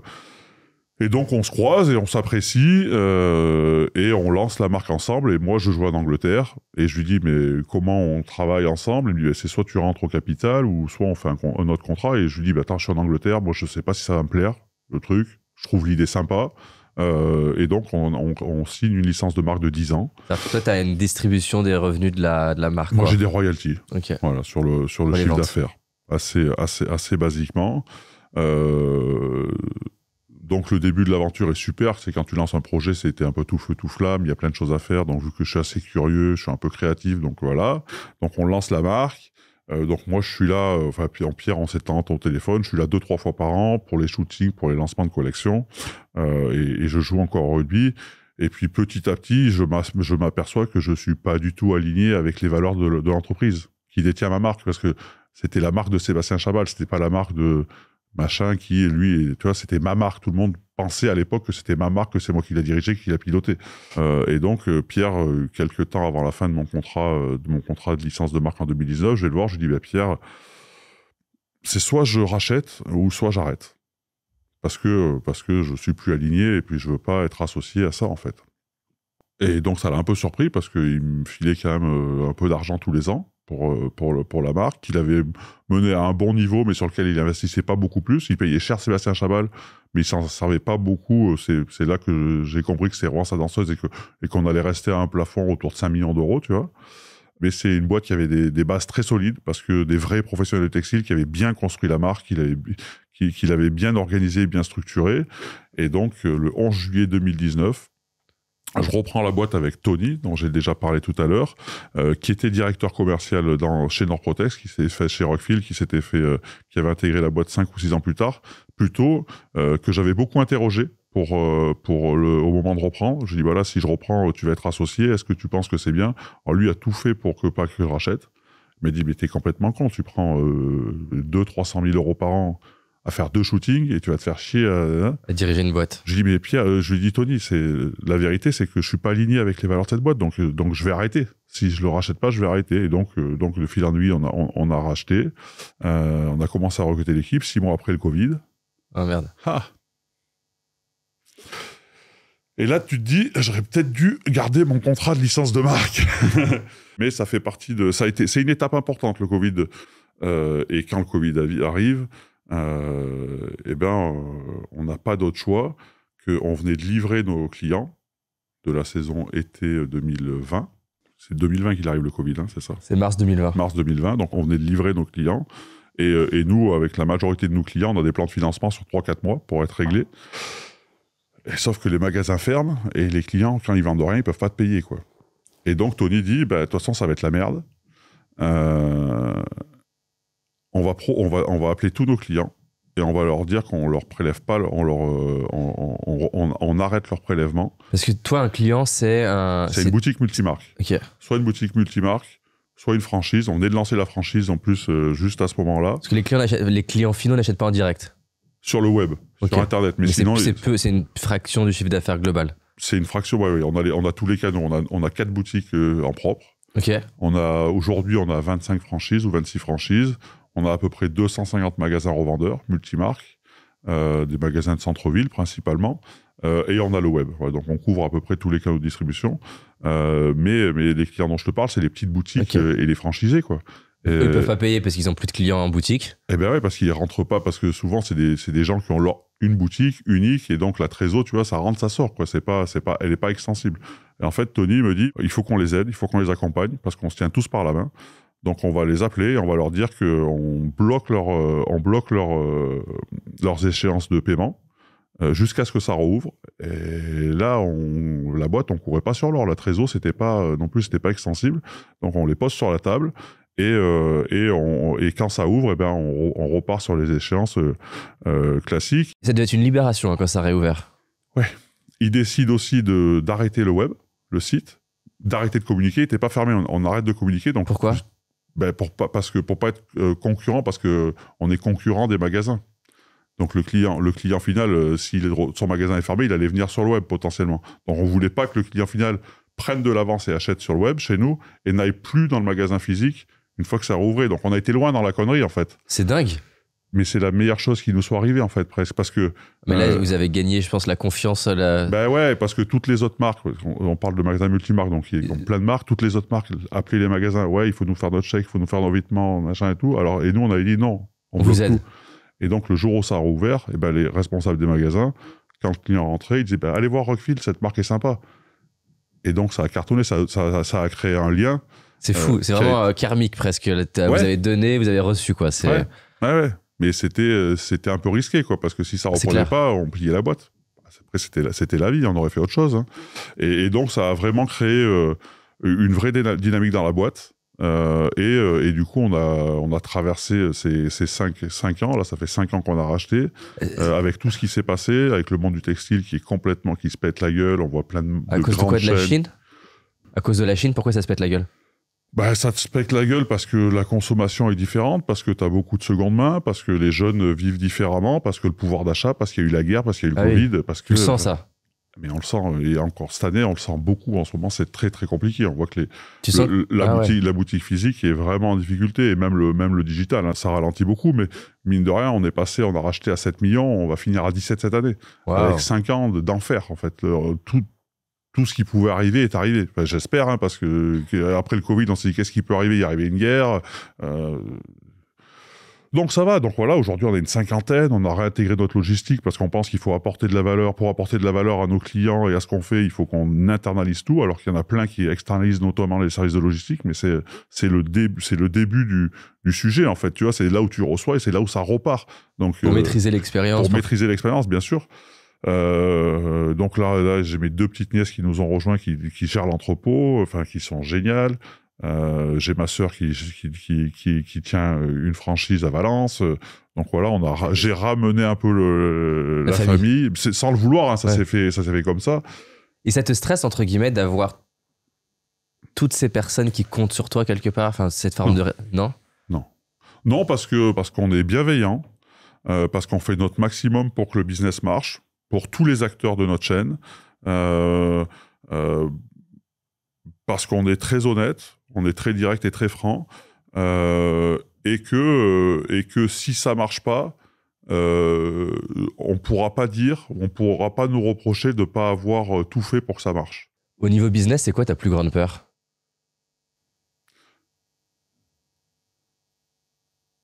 C'est de plus avoir de projet. Genre de t'ennuyer, c'est dans ce sens-là ? Ouais. Tu vois, aujourd'hui, Rockfield, je l'avais mis en haut de la pile parce que c'est un business qui marchait, je l'avais un peu regardé, enfin, même beaucoup regardé, et je savais que sur du long terme, c'était quelque chose d'important à prendre et qu'il y avait beaucoup de progression à faire parce qu'il n'y avait pas eu beaucoup d'investissement sur le développement commercial notamment, et même des produits et des gammes.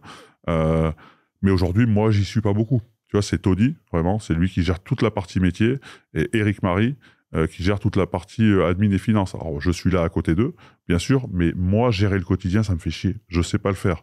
Tu vois, je suis un peu ce que tu disais tout à l'heure, créatif. Moi, c'est un peu le bordel sur mon bureau, même beaucoup le bordel sur mon bureau.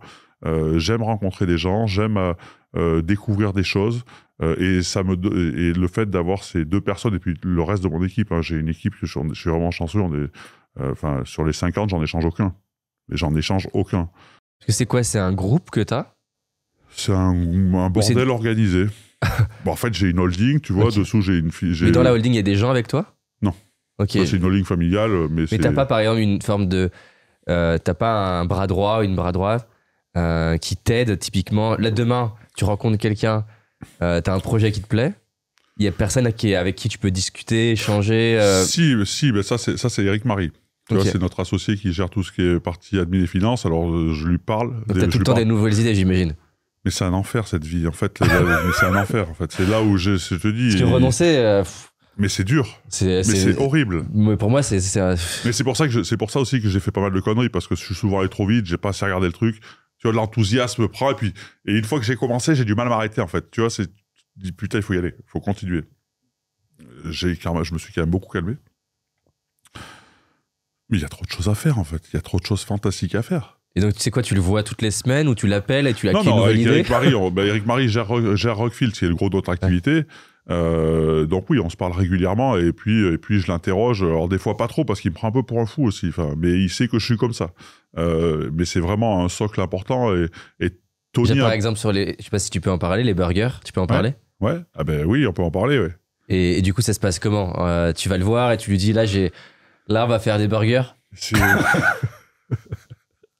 Ma vie a été faite les projets. De toute façon, c'est pas à toi que je vais apprendre ça.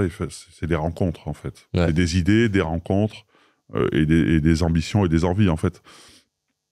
À la fin de l'été, à peu près au mois de septembre septembre de l'année dernière, il y a Tony qui me dit, ouais, j'ai un copain avec qui j'ai joué au rugby dans le petit village à côté d'Avignon, qui part faire le championnat du monde de burger à Dallas. Il me dit, l'année dernière, il y allait, il a fini 2e. Vu qu'il est un peu énervé, il s'appelle Johannes. Vu qu'il est un peu énervé, il repart cette année pour le gagner. Et donc, il a pris un peu du monde pour l'entourer, pour l'aider à être meilleur. Et Tony me dit, il m'a appelé pour qu'on lui file des fringues. Tu vois, un peu que... Tu vois, l'esprit d'équipe, tu es arrivé comme une équipe avec le même équipement, le même habit, machin, tous, vraiment la team, et on vient là pour gagner. Donc je dis, bah ouais, vas-y, file-leur ce qu'ils veulent, des chemises, des polos, des pantalons, machin, on les habille. Pour nous, c'est canon, c'est sympa, l'idée est chouette, la food, on adore. Ouais, ça fait vraiment esprit d'équipe. Ouais, là. c'est ça. Et donc, on les habille, et en fait, il nous dit, bah, venez au dernier testing que je fais avant de partir à Dallas, à côté d'Avignon, à Villeneuve-les-Avignon. Donc, on y va avec Tony, on leur file les cartons, ils s'habillent, on met le polo, machin truc, bref, parce qu'il y avait la télé, là, je crois qu'il y avait 60 minutes qui le suivaient. Donc ça, c'était rigolo. On fait le testing, il fait des burgers de malade. Les burgers sont vraiment canons. Il est un peu obsessionnel, Johannes. Donc le courant passe, parce que tu vois, fils de paysan, vigneron, des truffes, des machins, bon vivant, joueur de rugby, donc on se reconnaît, tu vois, c'est facile. La relation est facile. Et on se dit qu'on se reparle quand il rentre. Parce qu'il est tout seul, et parce c'est un garçon assez ambitieux et qui se donne les moyens de ses ambitions. Il voulait faire des choses un peu plus grandes que ce qu'il pouvait faire tout seul. Donc il se dit, on se parle. Alors son talent fait qu'il est champion du monde, premier non-américain à être champion du monde de burger. C'est quand même canon. Il rentre et on met un peu de temps à se reparler. On se cale une visio, finalement on n'arrive pas à se voir en physique parce qu'on court tous dans tous les sens. On se cale une visio le 25 février de cette année. On se dit, bah allez, on se met d'accord pour lancer assez naturellement. T'as le champion du monde de burger, dit tu vas lancer une chaîne de restaurants de burger. Pour lancer une chaîne de restaurants de burger, tu vas faire 2 ou 3 modèles. Il avait son restaurant historique à Saint-Hilaire-d'Auzillan, dans le trou du cul du Gard, où tu passes pas par hasard, qui cartonnait depuis où les gens venaient parce qu'il était devenu une adresse de destination depuis son titre, parce qu'il avait été champion de France avant, il a vraiment champion du monde. T'as des mecs qui faisaient 200-300 bornes pour venir bouffer, quoi. Il était en train d'ouvrir dans un resto dans Nîmes, dans les arènes, plein centre-ville. Moi, j'avais un bâtiment commercial à Valence, sortie d'autoroute, zone de passage de fou. On se dit, on a 3 lieux, on fait le POC, on fait les modèles, et après on développe en franchise. Donc POC, Proof of Concept. Ouais. Et après, on développe en franchise. On est OK. Ce midi-là, j'avais rendez-vous avec un client. Moi, j'ai mes bureaux dans le centre de Lyon, dans le vieux Lyon. Okay. Qui est très beau d'ailleurs. Qui est très beau. Et j'ai un copain qui a un resto dans le vieux Lyon, mais qui est dans la rue de derrière. Tu vois, la rue où personne passe. Alors, il marche très bien le soir, parce qu'il a un super concept, viande, pinard, et là. Il a un super chef, mais le midi, c'est un peu compliqué. La veille, je l'appelle, je dis « Ah, Juju, mets-moi 2 places. » Je vais arriver vers 13h, 13h15. Mais ok, machin. J'arrive à 13h15. On arrive, on était 2. Donc, c'est-à-dire que ces trois personnes en cuisine et ces 2 personnes dans la salle nous avaient attendu tout le service pour faire 2 couverts. Donc, je lui envoie un message, je lui dis « Merci, Juju, d'avoir privatisé. Personne m'a emmerdé. » Il était qu'un enculé. Je lui dis « Mais ça, je le savais. » Et donc, on mange très bien, on paye, je sais pas, 50 balles. Donc, il avait fait 50 balles de chiffre d'affaires le midi. Je rentre au bureau, je trouve ça décevant, quoi, pour son équipe. C'est clair. La restauration, c'est dur, en plus. C'est compliqué. Mais je lui dis, mais en fait, Juju, le midi, il marche pas. Dans le vieux Lyon, il est quand même super bien placé, même s'il est dans la rue de derrière. Je vais lui proposer de prendre la franchise, mais que le midi. S'il veut garder son concept de viande et puis dans le soir, c'est très bien. Que le midi, il prend la franchise des burgers de Joe. Et puis, c'est canon. Je l'appelle, je lui dis, il me dit, ah, putain, c'est une super idée, on va attirer une nouvelle clientèle, on va être identifié, les gens vont se déplacer. Le soir, j'appelle Tony, comme tous les soirs, où on fait un point sur notamment Rockfield, machin. Je lui raconte l'histoire de Juju. Il dit, c'est une bonne idée. Tony, à 18h51, ce même jour-là, m'envoie un SMS, il me dit, je viens d'avoir une idée de dingue, mais je crois qu'elle est trop dingue. Qu'est-ce que je fais? Je prends mon téléphone, je le rappelle. Il me dit, en fait, ce que tu as proposé à Juju, on peut le proposer à tous les restaurants en France. Tous les restaurants ont... Alors, tous les restaurants, je vais mettre des guillemets parce qu'après, on les sélectionne. Il faut que le mec il sorte pas la bouffe du congé, il la met dans le micro. Tu vois, un mec qui travaille bien, qui aime le produit, tout ça. Mais il y en a plein qui ont besoin de notoriété, qui veulent créer des événements, qui veulent être uniques, qui veulent être différenciants, qui veulent attirer une nouvelle clientèle, faire une nouvelle cuisine, enfin, plein de raisons. Et donc, on travaille, on réfléchit un peu sur le modèle et on se dit, en fait, on va pas du tout lancer de franchise. On va pas dépenser beaucoup d'argent pour aménager les trois restos qu'on avait dit, recruter du personnel, parce que là, c'est sur les amplitudes horaires qui sont hyper larges. Donc là, il faut beaucoup de monde et le monde de la restauration, il est un peu pété en ce moment. C'est un peu compliqué pour les restaurateurs. On se dit, on va se servir d'institutions qui fonctionnent, des restos existants, qui sont là, ils ont le personnel, ils ont la structure, ils ont le lieu, ils travaillent bien, et on va s'installer chez eux, en fait. En fait, donc, le concept, c'est qu'on fait des pop-up restos. En fait, les burgers de Joe, on propose à n'importe quel restaurateur qu'on va sélectionner, voilà, comme tu l'as, il faut qu'il fasse du frais, qu'il travaille bien, qu'il ait des bons avis, des bonnes notes et tout ça, et on va lui proposer de prendre la carte des burgers de Joe le premier mercredi de chaque mois, et de transformer son restaurant, alors transformer sa carte, il vire sa carte, il prend les burgers de Joe, et il apporte une nouvelle offre à ses clients. Et le modèle, il est assez canon, parce que du coup, tu crées des événements, donc tu crées de l'engouement, tu as un seul resto par ville, parce qu'il faut qu'on leur apporte vraiment de la valeur, un mercredi par mois, donc du coup, tu restes un peu rare, et on pense que c'est gagnant-gagnant. Donc aujourd'hui, on est en train de... Donc il a fallu qu'on fasse tous les produits à façon, parce que les produits, tous les composants du burger, et Johannes, il les faisait dans sa cuisine, donc il a fallu industrialiser un peu tout ça, de manière artisanale, mais plus industrielle. Donc là, on a fini. Et là, notre objectif, c'est d'ouvrir en janvier entre 500 et 1000 compagnons. C'est les compagnons de Joe, partout en France. Donc aujourd'hui, on a des villages où il y a 500 personnes, on est dans le cœur de Lyon, mais un seul resto par ville ou des zones de chalandise, on va essayer de les protéger. Et c'est canon. Et en fait, on a fait faire tous les produits à façon. Donc le jour de l'événement, hop, on va livrer le pack des 15 buns, 15 steaks hachés, la galette de falafel, le poulet, le machin, la sauce, le truc. Donc ça fait 1 an, ça fait 6 mois que je fais que bouffer, que goûter, c'est génial. La vie est belle.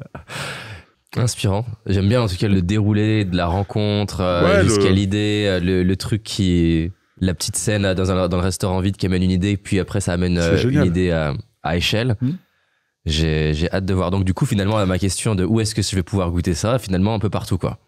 Eh ben, alors notre ambition, j'avais dit 1000, mais 1000 j'étais peut-être un peu ambitieux pour le lancement, je pense qu'on sera autour de 500 là, pour commencer. Le début, ça sera en janvier. On a une centaine de restos signés ou en cours de signature, un peu partout en France. L'objectif, donc, sur la fin de l'année 2025, c'est d'être le plus grand réseau de restaurants de burgers en France. Donc, le plus grand réseau, c'est McDo. Alors bien sûr, on va nous dire c'est pas du tout le même modèle, mais on peut dire qu'on sera le plus grand, c'est l'ambition. Donc, ils ont 1500 points de vente. On va essayer d'avoir plus de 1500 compagnons.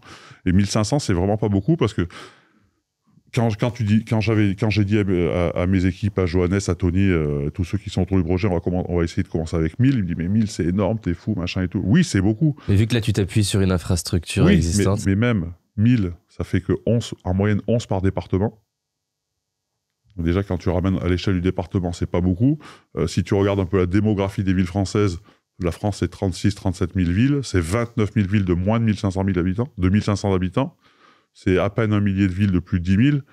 Donc, et nous, nos clients vont être dans les campagnes, dans les villages. Et c'est là où c'est génial, parce que dans les villages, il n'y a rien qui se passe. C'est malheureux, mais... Ouais, donc ça va être l'événement du mercredi, quoi. Exactement. Et tu vas apporter un vrai événement, une vraie nouveauté. On est un peu le food truck. Mais en plus, ce qui est génial pour toi, en termes aussi personnage public, c'est que tu vas pouvoir faire des coms le mercredi. On va pouvoir rigoler. Et tu vas pouvoir dire, moi j'y vais, quoi. On peut te filmer à plein d'endroits différents. Et on va pouvoir rigoler. Ça fait le moment collectif. Exactement. Chacun dans sa ville, quoi. Et tout le monde en même temps. Oui, c'est pour ça que c'est pas. Il y en a qui me demandent, ouais, mais moi le mercredi, je préfère le jeudi. Non. Tu pourrais presque être en live. Oui. En live en train de manger. Je vais le faire, je pense. Non, mais c'est fun. Il pourrait même avoir un hashtag. Les mercredis burgers. Ouais. Et tout le monde partage un moment. Ça va faire un moment de collégialité, je sais pas comment on dit. C'est ce qu'on va essayer de faire, en tout cas. Et c'est pour ça qu'on a mis le même jour. Parce que, alors, on est des garçons, ça doit te parler. Sur Canal, il y avait un truc, alors ça doit sûrement exister. Hein, t'as compris de quoi je voulais parler? Le premier samedi du mois. Donc, tu vois, ça marque, en fait. Et donc, le mercredi burger, on va essayer d'installer ça, en fait. Le mercredi, c'est burger. Ce sera que burger, par contre. Les burgers de Joe. Trop bien. Tu peux prendre 3 cartes. Ah putain, ça j'adore parler, mais j'aime pas ces conneries de cartes. T'aimes pas? Non, mais vas-y, on le fait. Ok. C'est pas parce que j'aime pas qu'on peut pas le faire. Hein. Pourquoi t'aimes pas? Mais parce que c'est des questions à la con. Non, j'aime bien quand c'est naturel comme ça, tu vois. Fluide. Ok, tu veux le faire ou pas? Mais bien sûr. Ok, faisons des questions à la con alors. je peux prendre celle que je veux ou je suis obligé de commencer par le haut? Non, t'en prends que 3. Tu pioches à n'importe où. N'importe où. Ah oui. On va les renommer les questions à la con. Non, mais je suis plus facile dans la fluidité, dans l'échange que le côté trop mécanique. Allez. Bon, j'ai bien fait alors du coup, parce que j'avais prévu des trucs et j'ai choisi d'être vraiment dans l'échange avec toi. C'était la bonne intuition. C'était quoi les trucs prévus? Non, mais j'ai plein de, justement, tu sais, de... Après, je suis joueur et je suis discipliné. J'ai appris à être discipliné et puis à faire ce qu'on me dit, donc... Non, ok. Répondons à ça, je vois si on en fait un. Tac. As-tu une peur irrationnelle? Irrationnelle, non. Mais j'aime pas trop tous ces trucs de fantômes, Je suis un peu trouillard là-dessus, tu vois. Ouais. Finalement, t'as moins peur d'un être humain, quoi. Ah oui. Oui. Okay. Ah oui, bien sûr. Ok. Mais j'ai la chance, mon épouse est très courageuse, donc elle me protège. C'est elle qui y va? Ah ouais, carrément. Parce que ton épouse, on voit qu'elle est importante pour toi. Elle a joué un rôle important. Ouais, bah oui, parce que je sais plus qui c'est qui disait ça, mais derrière alors je vais pas me considérer comme un grand homme, mais derrière chaque homme, il y a une personne importante. Moi, c'est mon épouse, ouais, carrément. Alors, on n'est pas toujours d'accord, mais elle réfléchit beaucoup. Elle réfléchit pour moi, souvent. Alors, sur le coup, c'est pas d'accord. Pas d'accord, mais quand tu réfléchis, c'est elle qui a raison, quoi. Ouais. Donc, j'essaye de me mettre d'accord avec elle le plus vite possible. Parce que pour pas perdre trop de temps et pas faire trop de bêtises. Je lisais un gars que j'aime bien aux États-Unis qui disait, avec du recul, toutes les fois où j'ai pas écouté ma femme sur des intuitions qu'elle avait, j'aurais dû l'écouter. Sur des gros trucs, sur des relations, je le sens pas à lui, tu devrais pas le faire. C'est intéressant. C'est fou, hein. C'est fou. Il y a des gens, et beaucoup les femmes, ont cet instinct, elle voit les choses ou elle ressent. Je pense que c'est plus du ressenti, en fait. Elle ressent les choses différemment. Après, il y a des hommes qui ont cette sensibilité, mais c'est souvent les femmes. Et j'ai ma fille qui est un peu comme ma femme, donc j'ai deux guides. T'as 2 guides à la maison. Exactement. Très sensible. Exactement. Que je ne suis pas assez, d'ailleurs. Non, c'est pas vrai. T'as une forte sensibilité aussi. Oui, certainement. La relation, comme tu disais, le côté, donner confiance, qu'on te fasse confiance, t'as ce côté nounours en tout cas. Ouais, nounours, et puis besoin d'être pas besoin d'être aimé, mais besoin de confiance, en fait. Ouais. J'ai besoin de relations saines et équilibrées. Voilà, le conflit m'intéresse pas. En tout cas, je le cherche pas.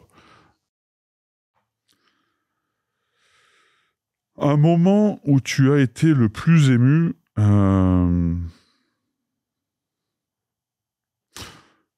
pense que c'est pour la naissance de ma fille, parce que c'est un moment de vie important, et c'est un moment de vie que j'ai loupé. C'est un moment de vie que j'ai loupé parce que j'étais en Angleterre, et mon épouse était rentrée pour accoucher en France. Et donc j'étais pas là le jour de l'accouchement. Alors de toute façon on était bien d'accord avec mon épouse que j'allais pas être dans la salle à côté et tout ça. Donc moi je le voulais pas et elle ne le voulait pas non plus. Pourquoi? Mais être dans la pièce d'à côté. Non mais tu vois, il y a des papas qui tiennent la main de leur épouse et tout. Moi tous ces trucs là non.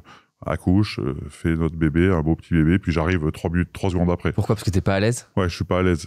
Tout cet univers-là, je suis pas à l'aise. J'aurais été dans la pièce à côté, je serais rentré dans la seconde qui aurait suivi, mais voilà. Mais c'est quoi? C'est le sang? C'est le côté médical? Ouais, c'est le côté médical. J'aime pas trop le sang, tout ça, ça me. Moi, on cherche à avoir un enfant avec ma femme et c'est ma hantise. Ah oui. La salle, l'ambiance, l'odeur, l'accouchement, le sang partout. En plus, pour moi, un mari n'a pas. Il sert à rien. Il sert à pas grand chose déjà, et puis n'a pas à être là, quoi. C'est pas. Enfin, tu vois, c'est des choses un peu. Quand je vois des maris qui sont entre les jambes de leur épouse avec la sage-femme, machin, je dis, mais pour eux, tu vois ça, c'est étrange, quoi. Bref. Donc, c'est un moment que j'ai loupé, parce qu'elle était rentrée, et parce que je jouais, et parce que j'ai peut-être pas assez insisté avec mon entraîneur en lui disant que en fait le match qu'il y avait à jouer ce week-end, je m'en battais les couilles, en fait, tu vois, et que c'était la chose la plus importante, c'était que j'aille voir que je sois aux côtés de mon épouse pour qui allait donner naissance à notre petite fille, et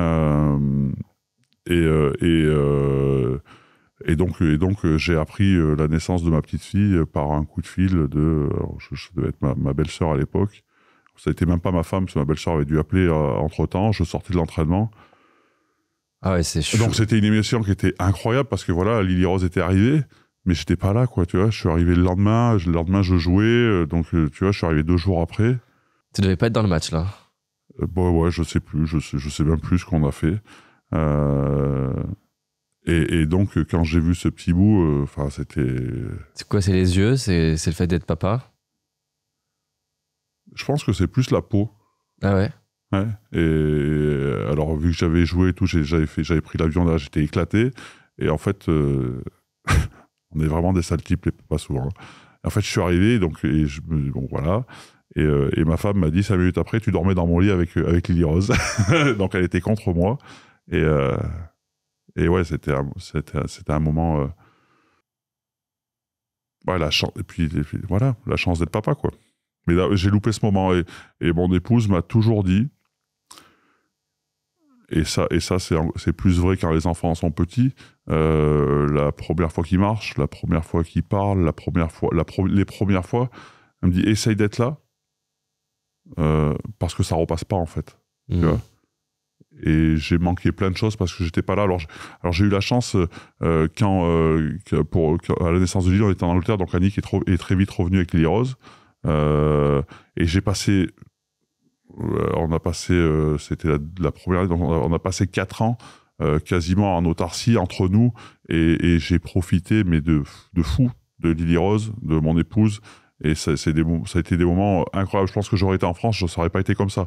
On était à l'étranger, on n'avait pas trop d'amis à l'extérieur, pas trop de machin. On dans ta bulle. Et c'était génial, c'était fantastique. C'était fantastique. Et ça vraiment, j'ai eu cette chance de vivre, même si j'ai loupé des moments. J'ai loupé plein de moments parce que quand tu joues, quand tu t'entraînes, quand tu pars faire en déplacement, quand tu pars 3 semaines avec l'équipe de France, quand tu pars, tu loupes plein de choses. Mais j'ai essayé de faire attention d'être là pour des moments importants. Et en plus, encore une fois, des fois un parent, il est moins là, mais par contre, du coup, quand il est là, l'intensité peut être différente. Enfin, c'est... Ouais, alors, oui, comme je disais. Même pour l'enfant, c'est-à-dire que du coup, il y a ce côté papa La revient. présence. Ouais. La présence. C'est vrai que, comme je te dis, quand j'étais en Angleterre, je jouais au rugby et j'étais avec ma femme et ma fille. Il y avait que ça, en fait. On faisait que ça et c'était génial. Enfin, tous les jours, je la prenais, j'avais le truc, là, machin, là, on partait au parc, on allait voir les canards. Mais c'était incroyable. Et après, tu vois, après, quand on est rentré, après, elle était plus grande, elle est rentrée à l'école. Mais le fait d'être loin de tout le monde a fait qu'on on a vraiment profité. Mais vraiment, voilà, il y avait une vraie intensité. C'était des vrais moments, tu vois. C'était pas des moments qui étaient coupés par. En plus, on parle de 2007. On avait moins ces conneries de téléphone, tu vois, qui nous dérangeaient pour tout et n'importe quoi, parce qu'on le veut bien aussi.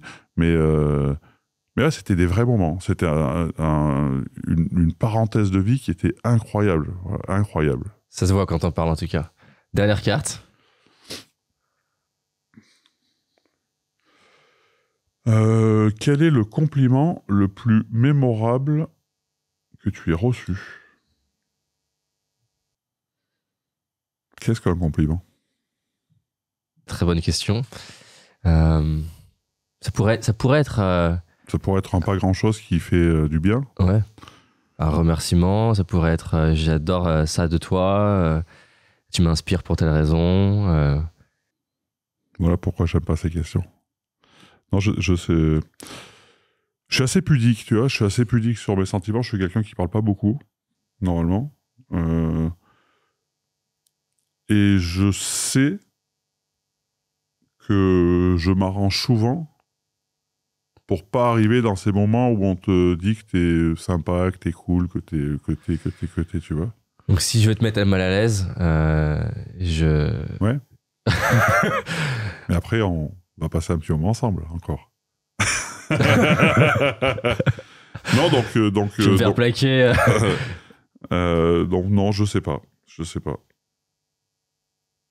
Ouais, c'est intéressant en tout cas. On n'est pas obligé d'y répondre. On a un petit rituel, je te disais, qui est la question inversée. Si tu peux me poser n'importe quelle question, vas-y.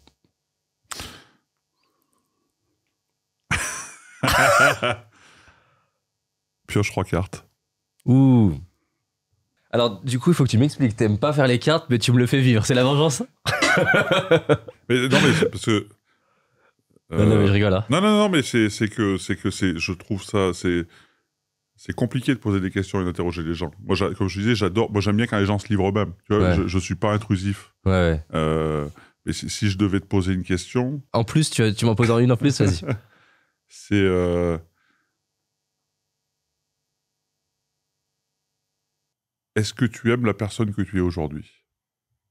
Je l'aime beaucoup plus que les anciennes versions de moi.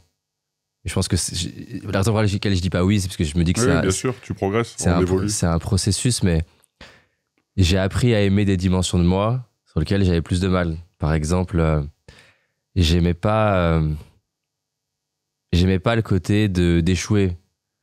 Et j'ai appris, entre autres grâce à ma femme d'ailleurs, à plus pouvoir me marrer si je rate, si j'échoue. Et donc j'aime plus, entre guillemets, le côté loser, tu vois, ça me fait plus rire. Donc t'es mauvais perdant. Je l'étais. Tu l'étais. Je sais pas si j'étais mauvais perdant, mais c'est plus en tout cas moi, le côté d'être dur avec moi-même, plus que le fait de perdre avec l'autre. Donc oui, je m'aime plus qu'avant, ça c'est sûr. Et donc, j'ai bien compris que tu réfléchissais beaucoup sur toi-même, que tu te regardais beaucoup. Et je trouve que c'est une qualité et une force qui est incroyable. Et quelles sont les parties de toi, ou les choses de toi, sur lesquelles que tu voudrais améliorer? Alors, je ne sais pas si on veut dire améliorer, ou sur lesquelles tu as réfléchi et qui sont encore des problèmes pour toi. Des problèmes sans être... Enfin, ouais. Tu vois?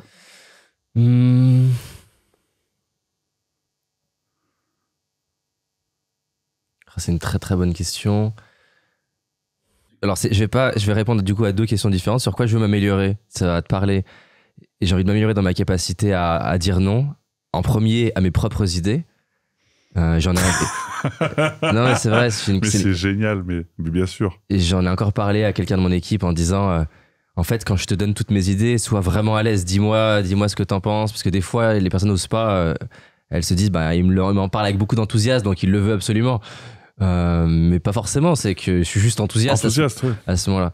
Donc ça, je veux vraiment progresser dans ma capacité à faire moins et me concentrer.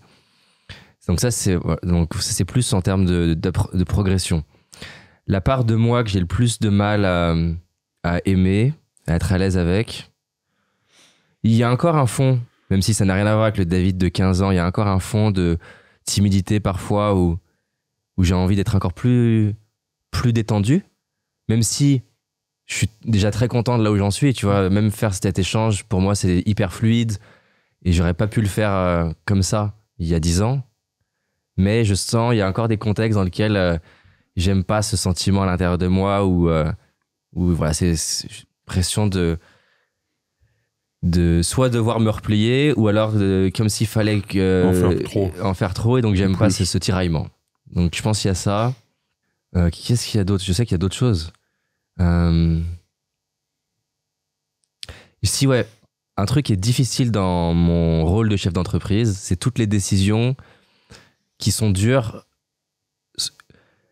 dans le sens qui font que l'autre puisse penser que, entre guillemets, je vais être méchant. J'en sais rien, licencier quelqu'un. Ça, c'est horrible. Et donc, apprivoiser le fait que c'est OK qu'on puisse me percevoir comme le méchant et être à l'aise avec ça, plus à l'aise, ça, c'est un chemin continu voilà, d'où je pars, c'était très inconfortable, quoi. Mon premier licenciement, enfin, la première fois que j'ai fait un licenciement, ça m'a rongé, quoi. Je comprends tout à fait ce que tu as vécu.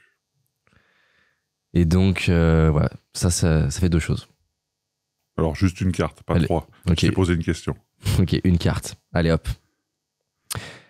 Quels sont les moteurs qui me poussent à aller toujours de l'avant? Je pense qu'il y en a 3. Déjà, j'adore m'améliorer. Je trouve que c'est hyper satisfaisant de me voir progresser, de me dire, tiens, est-ce que tu penses que je pourrais arriver à faire ça? Et voilà, le sentiment d'être en train de progresser sur quelque chose, je le trouve jouissif. Enfin, j'adore ça. Mon deuxième moteur, c'est... Et quel est ton... Pardon, je te coupe. Vas-y. Quel est ton objectif en voulant t'améliorer? Si tu veux être le meilleur ou tu veux être la meilleure version de toi-même? Je pense Est-ce que la compétition avec les autres, est-ce que tu te compares quand tu vas dans ce... Ou est-ce que c'est vraiment pour toi et toi-même? Je pense que ça dépend de laquelle partie de moi. Je pense que la partie sage de moi, que j'essaie de lui donner le plus de place, c'est vraiment gagner la compétition contre moi-même. Et juste être meilleur que le mois d'hier. Maintenant, si je suis honnête, il y a encore un fond de compétition qui vient de ce truc de je suis pas à la hauteur et donc pour exister, il faut que je sois le meilleur par rapport aux autres. J'essaie de pas lui laisser trop de place. Pas lui laisser trop de place. En tout cas, à petite dose, c'est un moteur. Mais j'aime pas justement quand je m'observe me comparer à d'autres personnes. En tout cas, c'est pas quelque chose que j'ai envie de développer. Et d'ailleurs, j'essaie de m'entourer de personnes qui, quand même, sont focalisées sur des jeux longs, progresser. En fait, j'aime pas être entouré de personnes qui vont être dans des logiques de qui est le meilleur, qui prend plus de place, que ça le réveille un peu plus chez moi. À l'inverse, quand je suis entouré de personnes qui, finalement, sont peu connectées à ça, je sens que ça le fait partir. Mais ouais, je trouve que c'est... Il y a quelque chose de beau dans la compétition, mais quand c'est à trop forte dose... Ça peut être malsain. Exactement. Faut pas que ça soit malsain. Voilà. Trop bien. En tout cas, j'ai passé un super moment avec toi, Seb. Moi aussi. C'était très agréable. Et j'ai adoré découvrir ta vie, ton parcours, ta manière de voir la vie aussi. Et tu m'inspires dans ce côté... Il y a 2 moments là, vraiment...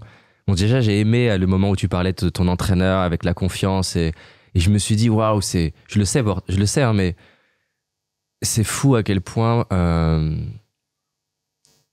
manière dont tu vas parler à quelqu'un, regarder quelqu'un, potentiellement, ça peut d'un coup changer son propre rapport à lui-même. On a une association à but non lucratif pour les jeunes. Ouais. Et ouais, c'est le regard à un moment donné d'un adulte qui voit en lui quelque chose, On se rend pas compte souvent, et ça c'est une chose sur laquelle j'essaye de faire attention. Alors vu que je suis assez direct et je m'emballe un peu, on se rend pas compte de la force des mots en fait, et qu'un mot peut blesser beaucoup plus qu'un coup. Et c'est vrai que j'essaye d'être un peu plus patient quand je parle et de réfléchir un peu plus parce que Parce que c'est mon histoire, en fait, c'est ce que je t'ai dit. Voilà, si j'avais pas eu Michel qui m'avait fait confiance, si j'avais pas discuté avec cet entraîneur, ce prépa physique en Angleterre qui m'avait dit qu'il me prenait pour mes forces et pas pour mes faiblesses et qui a gommé mes faiblesses, je serais pas arrivé où je serais arrivé. Donc voilà, de la confiance et des mots. Il y a une chose aussi que je dis souvent, c'est qu'il faut être capable de tout se dire avec bienveillance. Alors le mot bienveillance, on le dit un peu de partout, mais si c'est pas dans le but et l'ambition de faire mal à la personne, on peut tout se dire et on est capable de tout entendre. Et c'est vrai que ça peut être brut, oui. mais ça peut rendre service à l'autre. Bien sûr. Et c'est vrai que des fois, j'ose pas parce que tu vois, t'as peur de blesser la personne ou t'es mal à l'aise et en fait, je me mets dans l'autre sens en fait. Je me dis comment j'aimerais le recevoir. Comment je le recevrais si on me le disait. Ben en fait bien quoi. Oui, c'est une mauvaise nouvelle, oui c'est pas sympa, oui c'est pas bien, oui ça fait pas plaisir. Mais en fait c'est à partir du moment où c'est honnête et c'est la vérité et c'est fait avec respect. En fait, on est capable de tout entendre. Et en fait, il y a plein de situations où on est dans cette situation. Et souvent, j'ose pas, en fait, parce que, tu sais, c'est pas la peur de pas être aimé ou de perdre la confiance de la personne, c'est la peur de lui faire mal, en fait, ou d'être maladroit. Mais à partir du moment où on réfléchit un peu à ça, voilà, moi, c'est ce que je répète souvent, c'est que il faut qu'on soit capable de tout se dire. Et il y a une autre chose aussi qui est importante, dont on n'a pas parlé, je suis désolé, je me remballe, je repars. Mais souvent, on me dit, ouais, machin, toi, tu t'en es bien sorti, tu fais plein de choses, trucs, machin. Je dis, ouais, mais enfin, je me lève un peu le matin pour bosser. Oui, mais lui, putain, il est en galère et tout. Et donc, en fait, ça m'amène à une phrase où, voilà, aide-toi et les autres t'aideront. Je vois trop de copains qui attendent qu'on vienne les prendre par la main. Tu vois, ça y est, le rugby, c'est fini, quoi. T'as plus tout cet entourage qui est là pour toi et qui te dit va faire pipi, va manger une barre de céréales, va courir 50 mètres. Tu vois. C'est fini. La vraie vie des gens, c'est pas ça, en fait. La vraie vie des gens, c'est que tu te lèves le matin, t'essayes de trouver quelque chose que t'aimes pour que ça soit plus facile à aller faire, ou si t'as pas le choix, va faire quelque chose que t'aimes pas, mais il faut bosser, et puis après, on verra. Mais si de toi-même, tu prends pas l'initiative de t'aider, de la vraie vie des gens, c'est pas ça. Il y a personne qui vient te prendre le matin et dire on va travailler, on va faire ça, ça va être rigolo, tu vois. Alors aide-toi, les autres t'aideront. Je pense que c'est quelque chose qui est très très important, vraiment très très important. Et je suis pas très, tu vois, quand les gens me parlent de ça, me disent ouais mais lui le pauvre machin et tout, je suis pas très sympa, tu vois, avec ça. Je suis pas très en accord avec ça. Ouais, mais qui se lève le cul, qui se lève le matin, qu'il aille bosser, et après on l'aidera, quoi. Voilà. Et la vie est bien faite. Et souvent la vie est bien faite. Il y a plus de pouvoir qu'on imagine. Et c'est... Moi, je crois beaucoup en la synchronicité. Je crois beaucoup en ça. Ok. Donc, c'est pareil. Souvent, les gens, ils te croisent et machin. Ouais, il faudrait que je vous parle d'un truc, mais je peux pas trop en parler. Mais parle-en pas, reste. Garde ton idée pour toi, parle-en à personne t'aidera. Tu vois, c'est un peu ça revient un peu au même endroit. Ton idée, il y a 1000 personnes qui l'ont, 10 000 personnes qui l'ont. Après, c'est est-ce qu'ils vont avoir envie de la mettre en œuvre? Est-ce qu'ils vont essayer de trouver les leviers, les personnes pour les aider et la mettre en œuvre ou pas? Donc moi, je pars du principe où je raconte toujours tout, en fait. Je parle de mes projets. Si tu veux me la piquer, bah pique-moi là, on s'en fout. Peut-être que tu l'exécuteras moins bien que moi, peut-être mieux, bah tant mieux pour toi. Mais en tout cas, si j'en parle pas, moi, je sais rien faire. Et c'est ce que je dis à mes équipes, moi, je sais rien faire. Moi, je suis là pour vous donner les moyens de faire atteindre les objectifs collectifs, et puis après, si collectivement on gagne, ça ressurgira sur l'individu. Ça, on me l'a appris aussi dans le rugby. Voilà, arrête de tirer tires pas la couverture à toi, parce que surtout quand tu fais un sport de combat, ça marche pas, en fait. Voilà, tu vas t'exclure du groupe très très rapidement. Donc ça y est, je me suis emballé, je fais un tunnel, je sais plus où ce que je dis. Non, mais en tout cas, je pense que c'est une super fin, c'est-à-dire aide-toi, les autres t'aideront.